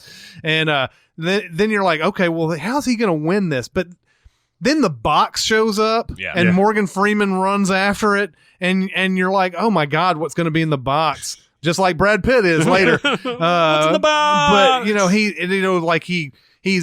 there's the scene of Morgan Freeman is all silent because he's sitting there. He's like opening the box with that little knife he's got and everything. And he opens it up slightly and he's like, "Ooh, there's blood." Comes back to Brad Pitt and Kevin Spacey, and it's like there's just never-ending yammering going on. Kevin Spacey's like, "I admire you, I admire your life," blah blah blah blah blah. And but it goes by Morgan Freeman is like you can hear like nothing going on during it. It's just very tense. And then he opens the box and then he has that little jump back startle and everything. And then he's running and all that. It's just that whole scene. I mean, you don't know what the fuck is going on. No, you just know it's not right. And it's so great because the way the movie sets it up, I don't think as a viewer you ever think, well, Kevin Spacey's intending to die here. Right. You don't ever think that he has built himself in as one of the victims to his 7 deadly sins killing spree. You actually are worried he's going to get out of it. What, is there a bomb in the box? Like you don't think like the way he does because he's twisted, and so the last 2 victims are him and Brad Pitt. Yep. It's perfect. Oh God, I love that movie so much. If it wasn't so gross, I would watch it every week. Yeah. But it's pretty gross. I eat sometimes, and it's hard to watch that movie if you've eaten. Yeah. Well, and I mean, and that's the interesting thing too is that Gwyneth Paltrow is not part of his 7 deadly sins. I mean, right. She's technically a victim of all of his killing, obviously, but she's not in that grand. It's a means to an end. It's a means, yeah. And now, of course, when you go back and watch 7, that whole thing doesn't make a goddamn bit of sense. No. It makes no sense whatsoever. He doesn't like start this going, you know what? Detective Mill's wife is pretty nice. I hope I can make a perfect life with her. Probably won't. I'm going to set this whole thing up where I'm going to kill 5. He's going to be on the case. I don't know how he's going to be on the case. I think you could.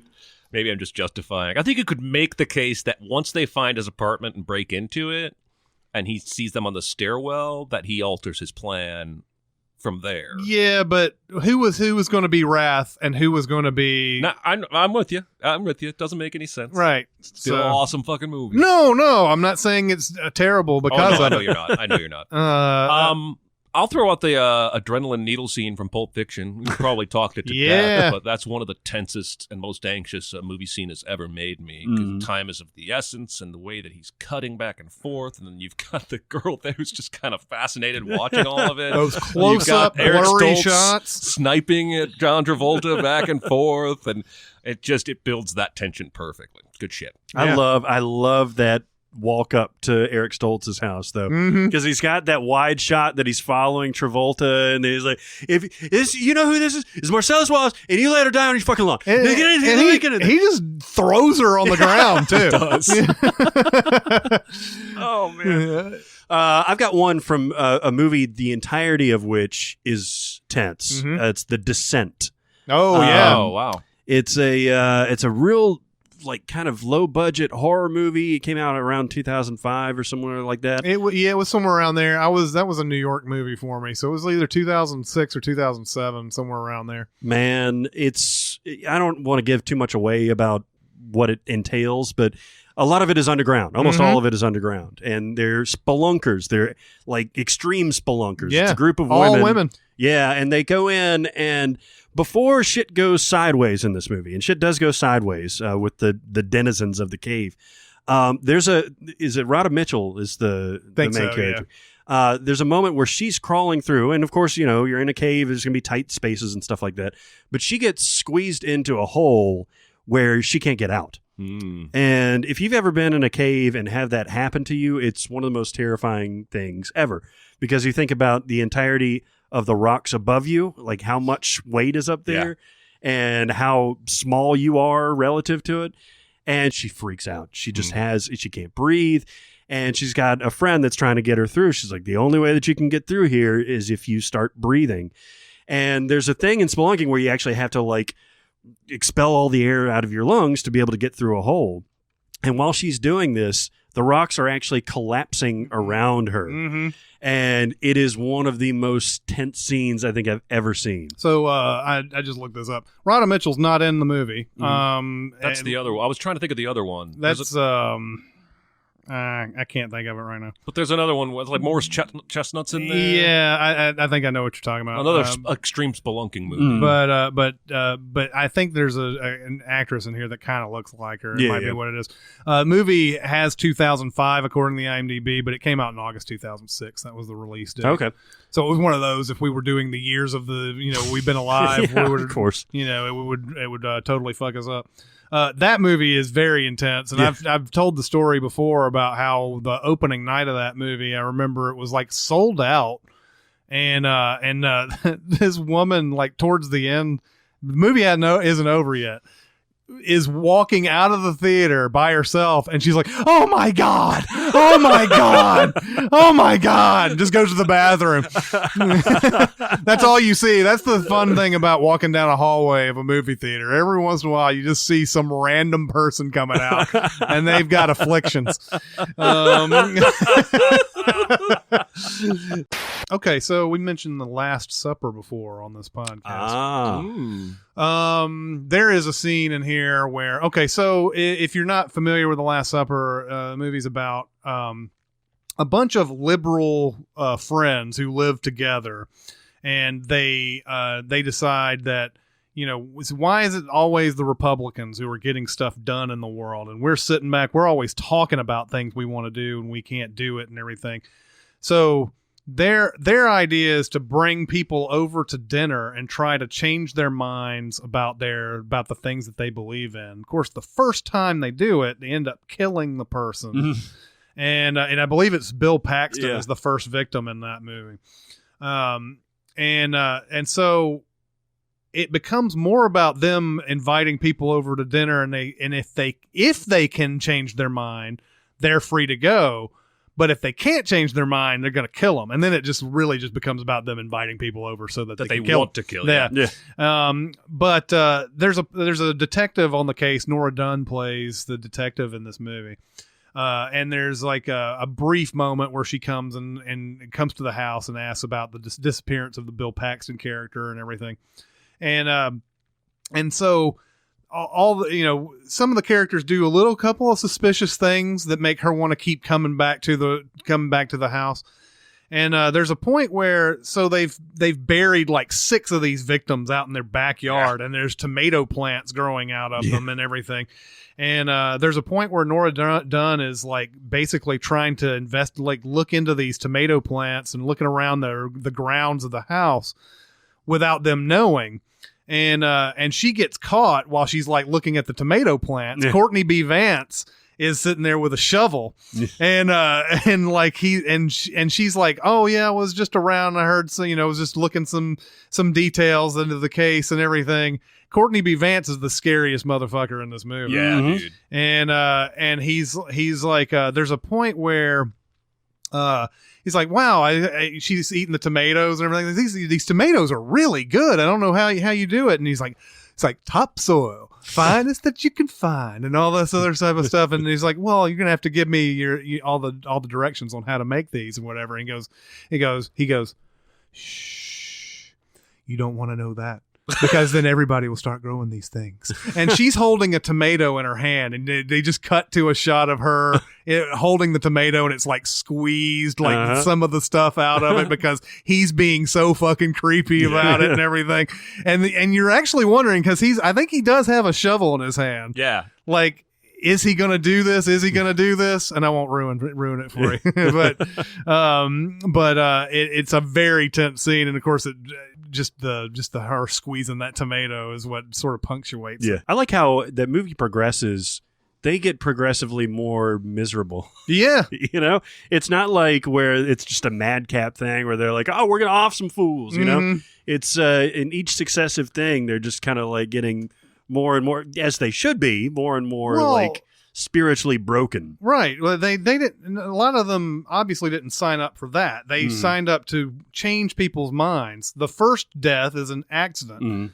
And then, like, after that, it's sort of like becomes this gleeful thing. But, like, you know, their lives, like, there's the one couple as Annabeth Gish and the other guy, they're like not having sex as much as they used to. And like things are like bad in their relationship and everything. And they're realizing that the stuff that they're doing is weighing on them so much and everything. What a great movie that is. And it's a lost to time, and it's lost to like finding it on Blu-rays and even DVD. I will buy 5 copies of it if I can find it.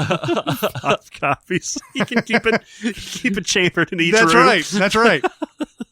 I have one more if you guys don't. Go for it.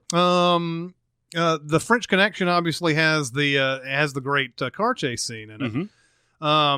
And it has that great scene where they're actually another great wordless scene where they're like breaking open that car and looking at every nook and cranny of the car, looking for drugs and money and all that. And they're everywhere they look. There's nowhere to be found. But it's a beautifully done, like professional, like look at a professional, like tearing a car apart scene and everything. But there's another one in the French Connection where he's chasing after the bad guy, and they're on a subway platform, and there's a train ready to go. And the doors are open, and there's sort of a delay in it going. Now, Hackman thinks that the bad guy doesn't know he's chasing after him, but the bad guy keeps doing all these things that sort of tell you that he knows. So Hackman gets on the train, and then the guy walks off of the train and like starts to like pretend like he's not going to be on the train anymore. So Hackman just like, you know, gets onto the platform and starts pretending like he has to do something. Then that guy goes back onto the train, and it's like getting to the point where it's almost like, all right, is he gonna? He better be on the right side of that train when it starts going. And so like there's a point where like finally the guy, like they just keep doing this back and forth thing. Finally, the guy steps out on the platform and immediately goes back onto the train. And Hackman, who's like looking in another direction to pretend like he's not following him, doesn't see him get back on the train. Doors close, and he's alone on the platform. And I love that scene so much. It may not be like super tense, like you're on the edge of your seat or anything, but it always gets you onto that, like, you know, like, oh my God, is he going to be on the train when the train goes and everything? And of course the bad guy like gives him a little wave as he I mean, I'm sure we're missing a few. I mean, the entirety of Gravity is crazy to me. Almost the entirety of Children of Men, besides the Michael Caine scenes. Yeah. Especially that last bit, man, when they're going through the abandoned apartment building. You'll be physically spent by the end of that movie. Oh yeah, that movie will exhaust you. And you know, like Casey Affleck going into that drug dealer's house. Almost wrote that down. Gone Baby Gone. Yeah. Okay.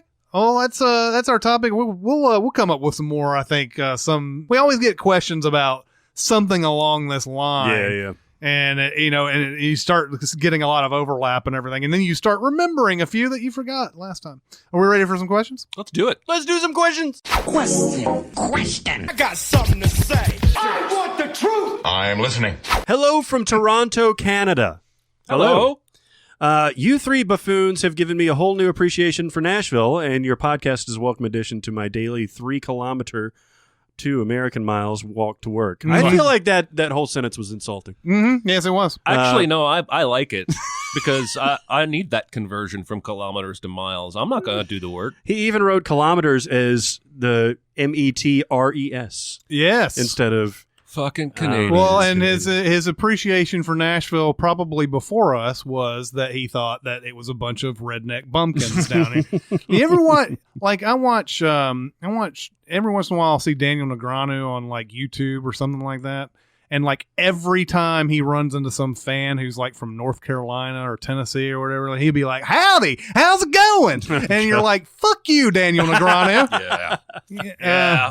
Anyway, it doesn't help. Like every time the Titans play on national television, when they come, like on Monday Night Football, when they come back from commercial, what do they show? The goddamn honky tonks on Second Avenue. Yep. Like it's like. Fuck you. Nashville's a cool town. Yeah. If you're here, you know it. If not, fuck and you. that's the one basic strip of Nashville that has got the stereotypes and everything. But there's such a diverse city, man. Like, go to the exit in every once in a while. Well, even the Preds, when they were in the finals, all that run of the playoffs, they kept bringing out these major stars to sing the national anthem that have Nashville ties, but almost all of them were country artists. Mm-hmm. Yep. And I was like, God damn it. Yeah. Like, there's like, what's the rock band that's you could from do here? Kings of Leon. You could do Ben Folds fucking lives here. Yep. Sheryl Crow lives here. Timberlake owns a house here. Taylor Swift, baby. Yeah. There's a great up-and-coming rock scene. I kept thinking Taylor Swift was going to come out for one of those. Or even, God, how cool would it have been for Jack White to come out there? Yeah. Shit, yeah. I mean, they played into that stereotype way too much. And then they was it was in between periods at the game 6 that we were at. Who was it that came out? There was a band that's from here. Kings of Leon was actually there. Kings of Leon was, but that wasn't the Stanley Cup final. There was some other band that I wasn't even sure was from Nashville until they said it. Yeah. I don't know. They played in between periods, which is I forget. It wasn't Steely Dan. No. It was a modern band. Paramore? No, it wasn't Paramore. But Paramore would have been cool. They're from Franklin. But anyway, back to the question. Yeah.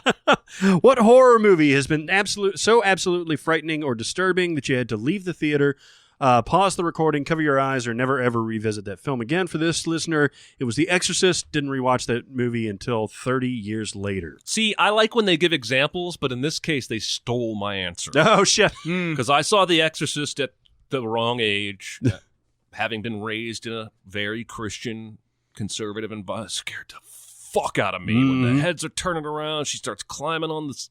I've never gone back to that movie, ever. And I probably won't. Wow. I'm scarred. Yeah. That's 2 William Friedkin shout-outs in like 30 minutes. 3 William Friedkin, because we did Sorcerer, too. What was the second one? Sorcerer, French Connection, Exorcist. Oh, French Connection. Yeah. Yeah. This is one of those questions I've gotten asked a few times about, like, what's the scariest horror movie and all that. And I have yet to watch a horror movie that has ever made me go, like do anything close to what he's talking about here. And I'm not saying that because, look how awesome I am or anything like that. You are awesome. I'm awesome at watching horror. I am kind of awesome.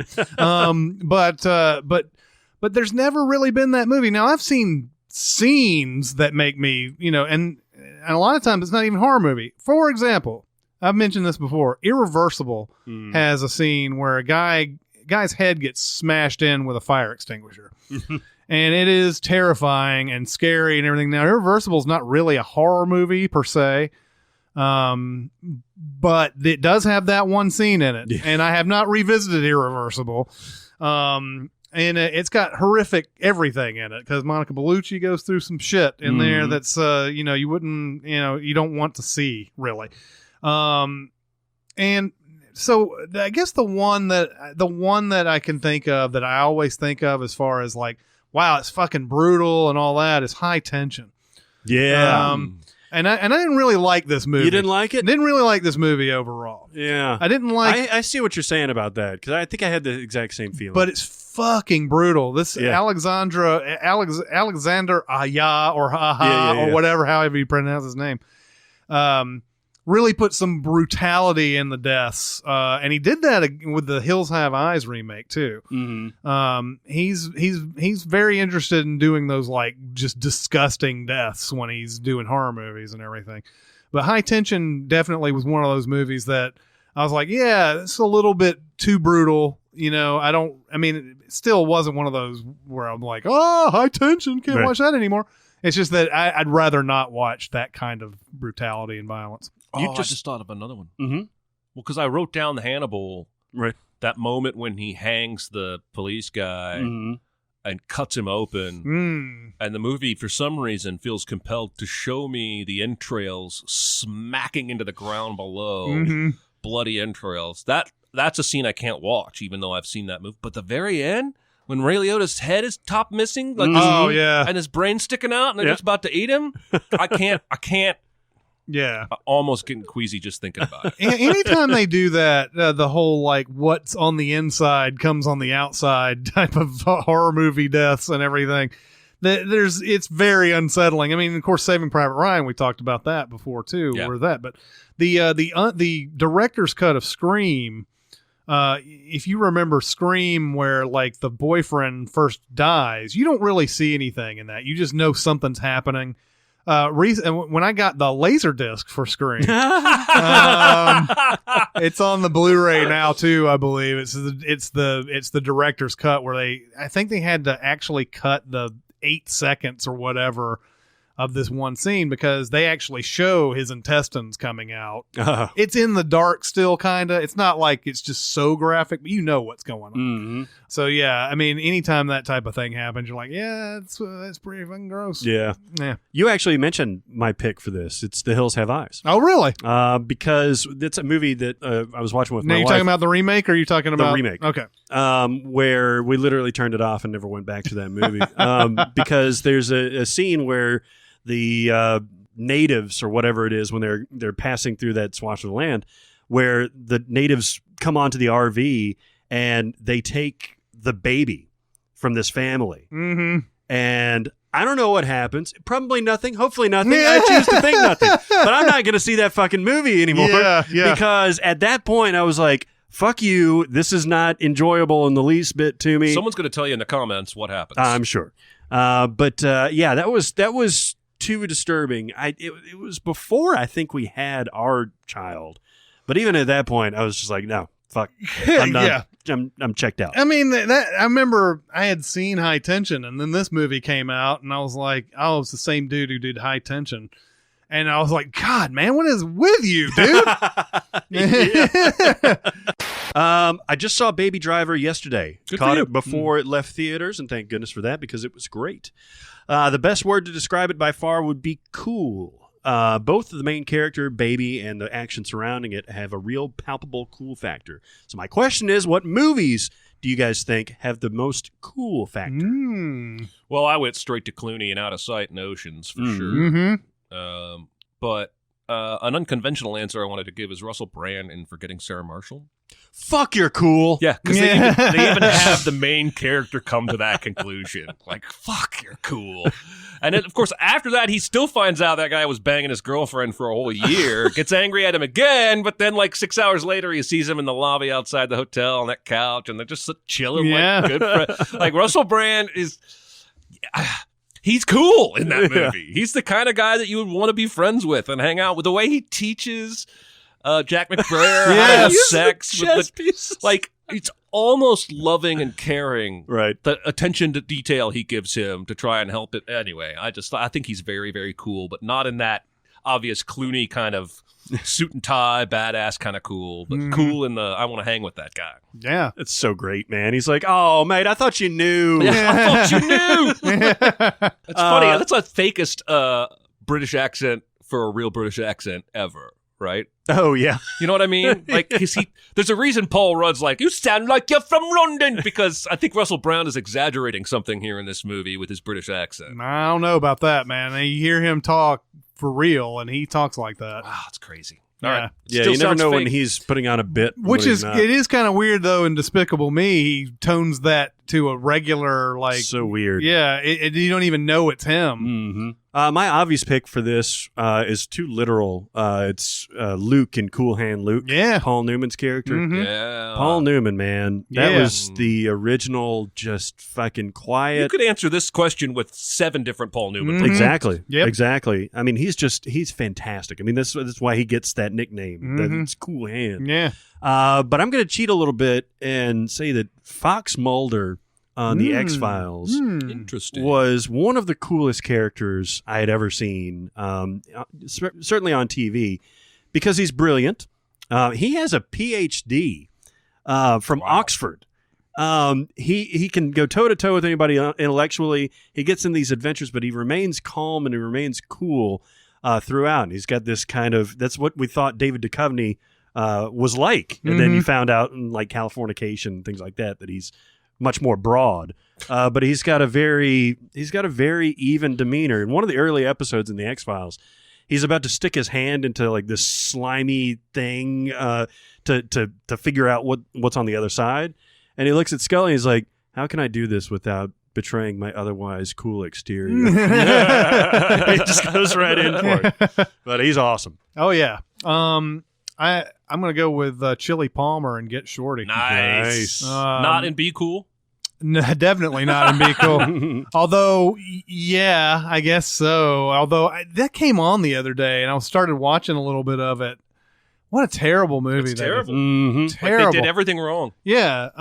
Everything is very self-aware, but in Get Shorty, I just there's never any time really he like even raises his voice in anger. Right. There's one moment where he gets mad. It's very beginning of it, but even when he's mad, he's not really showing it. But he comes, he's like, because he gets his coat stolen essentially, and he goes to get it from Dennis Farina's character, and he's the only time he's mad is like, that's my coat.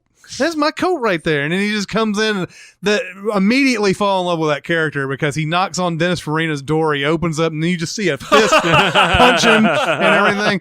But like throughout the entire movie, he's just sitting back and just taking in everything. He even explains to Gene Hackman when he's telling him, don't tell the guys about me and who I am and all that.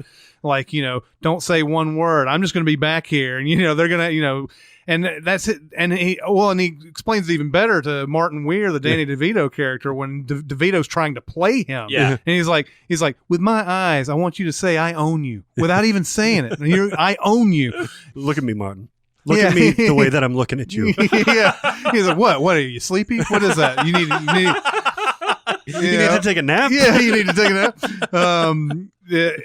Just the whole time. And like, yeah, I mean, even when he's in situations where it seems like maybe he should do a little bit of panicking or whatever, he's always cool about it. Even while he's sitting there like hitting on the Rene Russo character and everything, and she's telling him to get the fuck out. He's like inviting her to this movie. The next thing you see is him at the movie by himself. He's like, fuck it. Hey, I'm watching Touch of Evil, damn it. And I don't need anybody with me to enjoy it.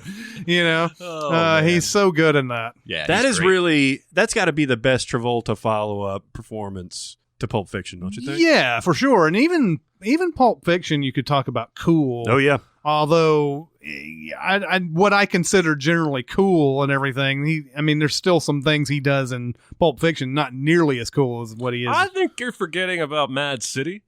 Oh yeah, Mad City. Definitely. White Man's Burden.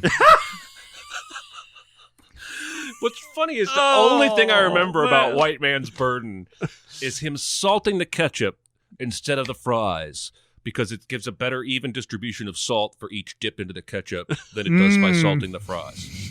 That's all I remember. There you go. I'm pretty sure Tarantino doctored that script too. He may have. And that ketchup thing sounds like something Tarantino. He may have. I don't remember, but he may have. All right, let's do one more. Can you please do a review of Chitty Chitty Bang Bang? Yeah, fuck no. Nope.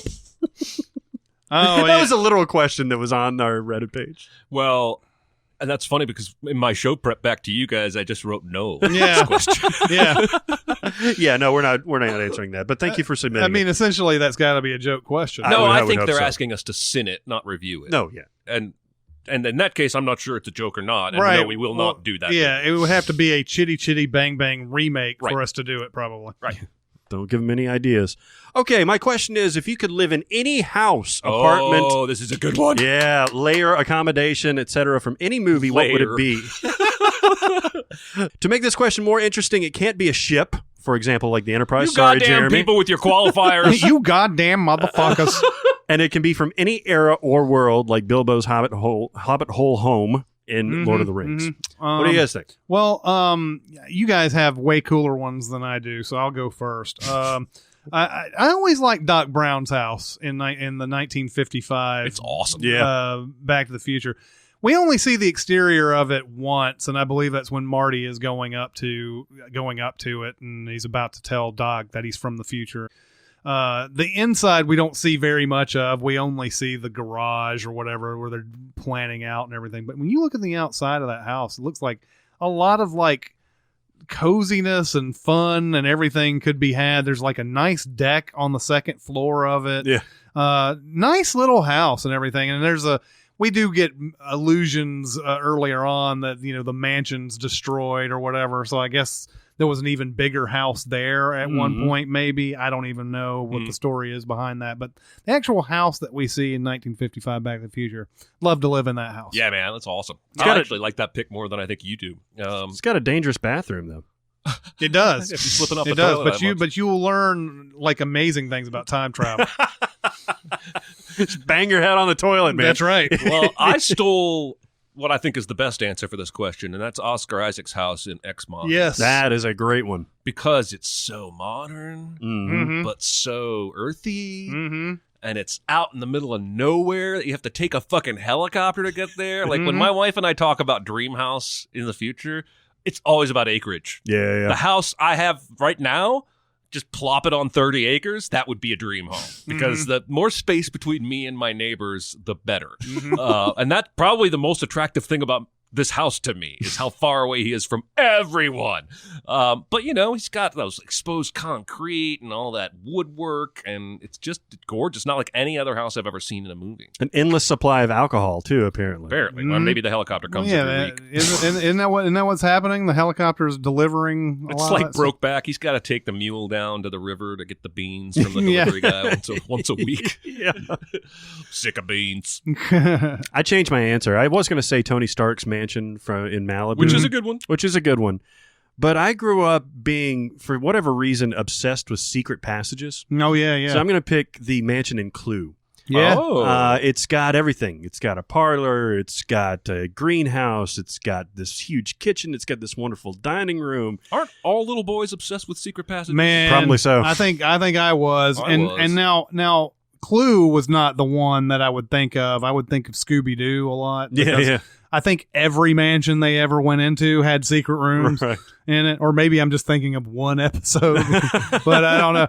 But I always that's the one thing that you think about, like, when I make my house, man, it's going to have like 3 secret passages in it, and you're going to be able to go underground, and there's going to be this labyrinth of, rooms down there.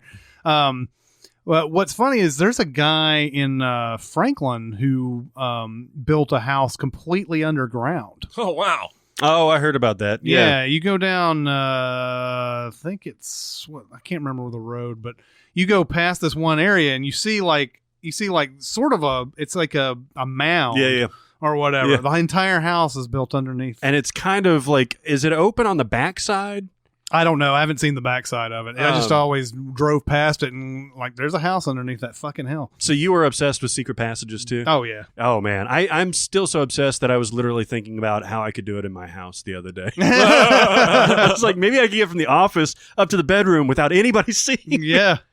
But the one from Clue, man, it's got I think 2 or 3 that really fascinated me. And so that's where I would want to live, anywhere with the secret passage. I was so obsessed with secret passages when we moved when I was 10 into a house that had 2 stories and a laundry chute. I thought that was badass. Yeah. Nice. I could drop something from here and it'll go all the way to the basement. Yeah. Oh, yeah. Kind of like Home Alone. Kind of like Home Alone. All right. Well, that'll do it for this podcast. Keep going to SoundCloud and giving us your thoughts. Yeah, keep going to SoundCloud. Everything's good there. Chance the Rapper is saving everything. That's right. We still, that's our primary way of interacting, but feel free to email, feel free to post messages on the Reddit, Twitter, anything like that. Yeah, absolutely. Well, I'll do it for this week. It's Chris Atkins and Jeremy Scott and Barrett Sherrill. We'll see you next time. Thanks for listening. Comment on our episodes on our SoundCloud page. Check us out on YouTube, Twitter, Facebook, and Reddit. And be sure to visit Cinemasins.com.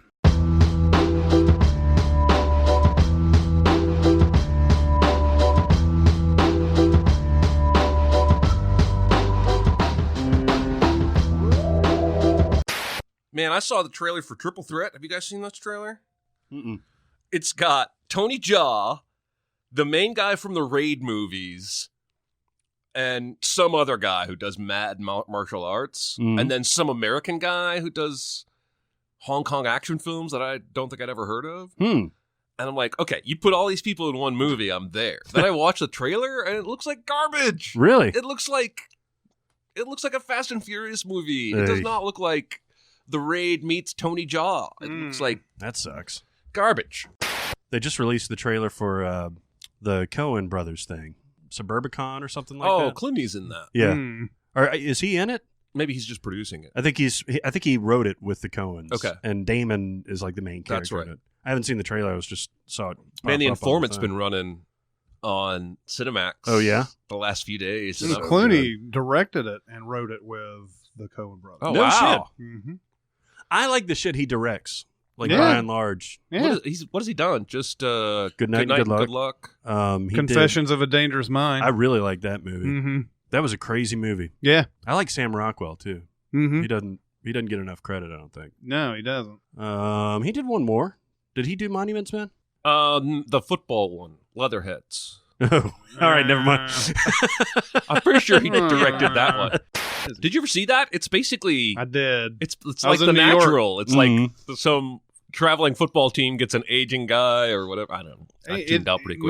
Movies that came out while I was in New York. That's how I sort of categorize a lot of those a lot of times, and I just remember I was in the midst of doing all those like training sessions where I ended up doing most of the work for Battery Park, building their movies for Friday and everything. I would come in and it was like I found a central location where everybody could go, where I wouldn't have to go to Staten Island all the time. I wouldn't have to go to Brooklyn all the time. Battery Park, right there where everybody, you can take a ferry from Staten Island straight there. You can go to from Brooklyn straight there. I mean, everybody in Manhattan can go straight there. You probably had the longest commute.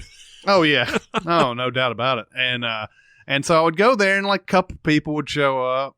And you like write an email saying, "Hey, come on, guys, what's going on? Why isn't anybody coming? I've got the backing of my district manager. He'll do something." No, I never do anything. He goes in. I mean, it'd be the same couple of people come in every once in a while. I mean, they come in and they you're teaching them how to build prints and all that, and then they'd have to go, and then you have like 5 more to build. He did Monuments Men, Ides of March, Leatherheads, Good Night and Good Luck, and Confessions of a Dangerous Mind. I like Ides of March. Yeah, Ides of March. That is a really underseen movie. Yeah. And Ides of March, that's the one where he's playing like a governor that's in the running for, or is he running for governor? It's like or Gosling's in that, right? Yeah.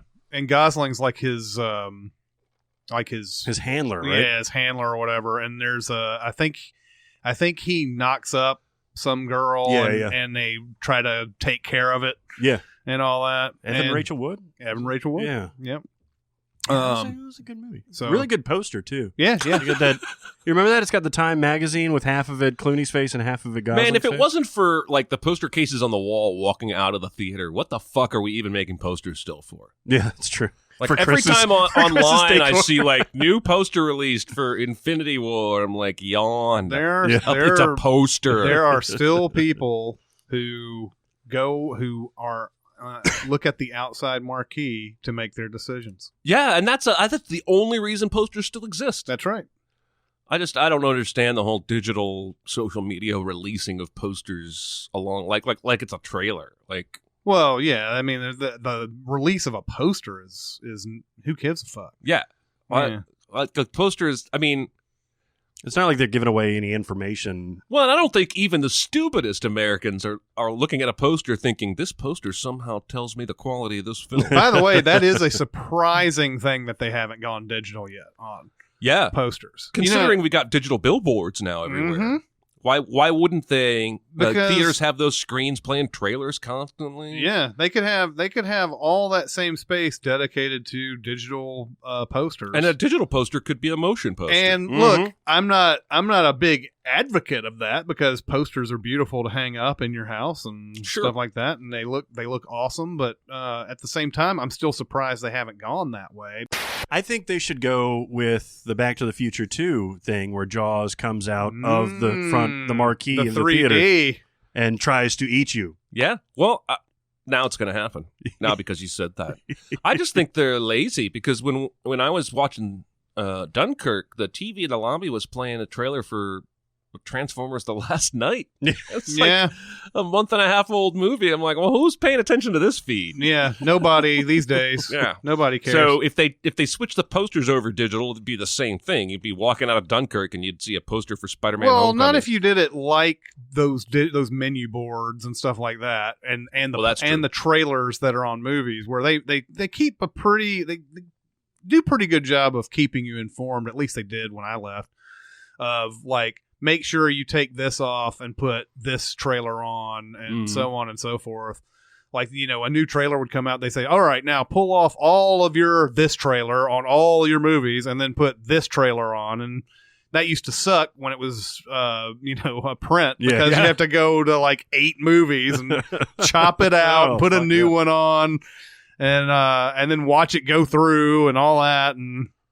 But now it's like, delete. Insert. Delete it.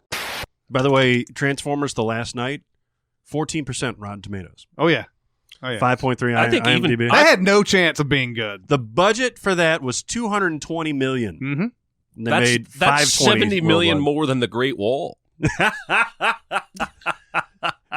Great Wall that was the interesting thing to me was looking up The Great Wall because it made $45 million in the U.S., which is a tremendous bomb, but made $170 million in China. Oh, just in China? Just in China. Jesus. So definitely made back its budget. I think if you were to combine all of its worldwide gross, like it's supposed to make twice its budget. I don't think it made that. But they may just say, fuck it, and make the next one strictly for China and... You watch this movie. It's funny that you and I we were the writers on this, and we both did some Googling about the box office because the movie's so horrid you can't help but wonder. Mm-hmm. And I remember looking it up, going $150 million budget, US dollars. Like, how much of that went to Matt Damon? I'm guessing $50 million. If Robert Downey Jr. can pull $50 million for an Iron Man appearance in these Marvel movies. I mean, I bet they threw the fucking bank at him because he's clearly not trying. And I think he even reached a point where he said, man, if I try, it's almost going to look worse for me than if I just, cakewalk through this shit. Does he keep that accent through the whole movie? It comes and goes. Yeah, I mean, it comes and goes just like anything. I mean, I was watching, it seems like every time these actors are asked to, like, they get in one of those scenes where they're it's a small scene or whatever. They just forget about the accent, like Canoe and Devil's Advocate. Yeah, it's like because all the meaty ones, they're like, oh yeah, all right, I got to remember the accent. All right, gonna do it. And then like later on, where it's like just a simple exchange, they're like all of a sudden Kevin Costner sounds like he's in Bull Durham again. Yeah.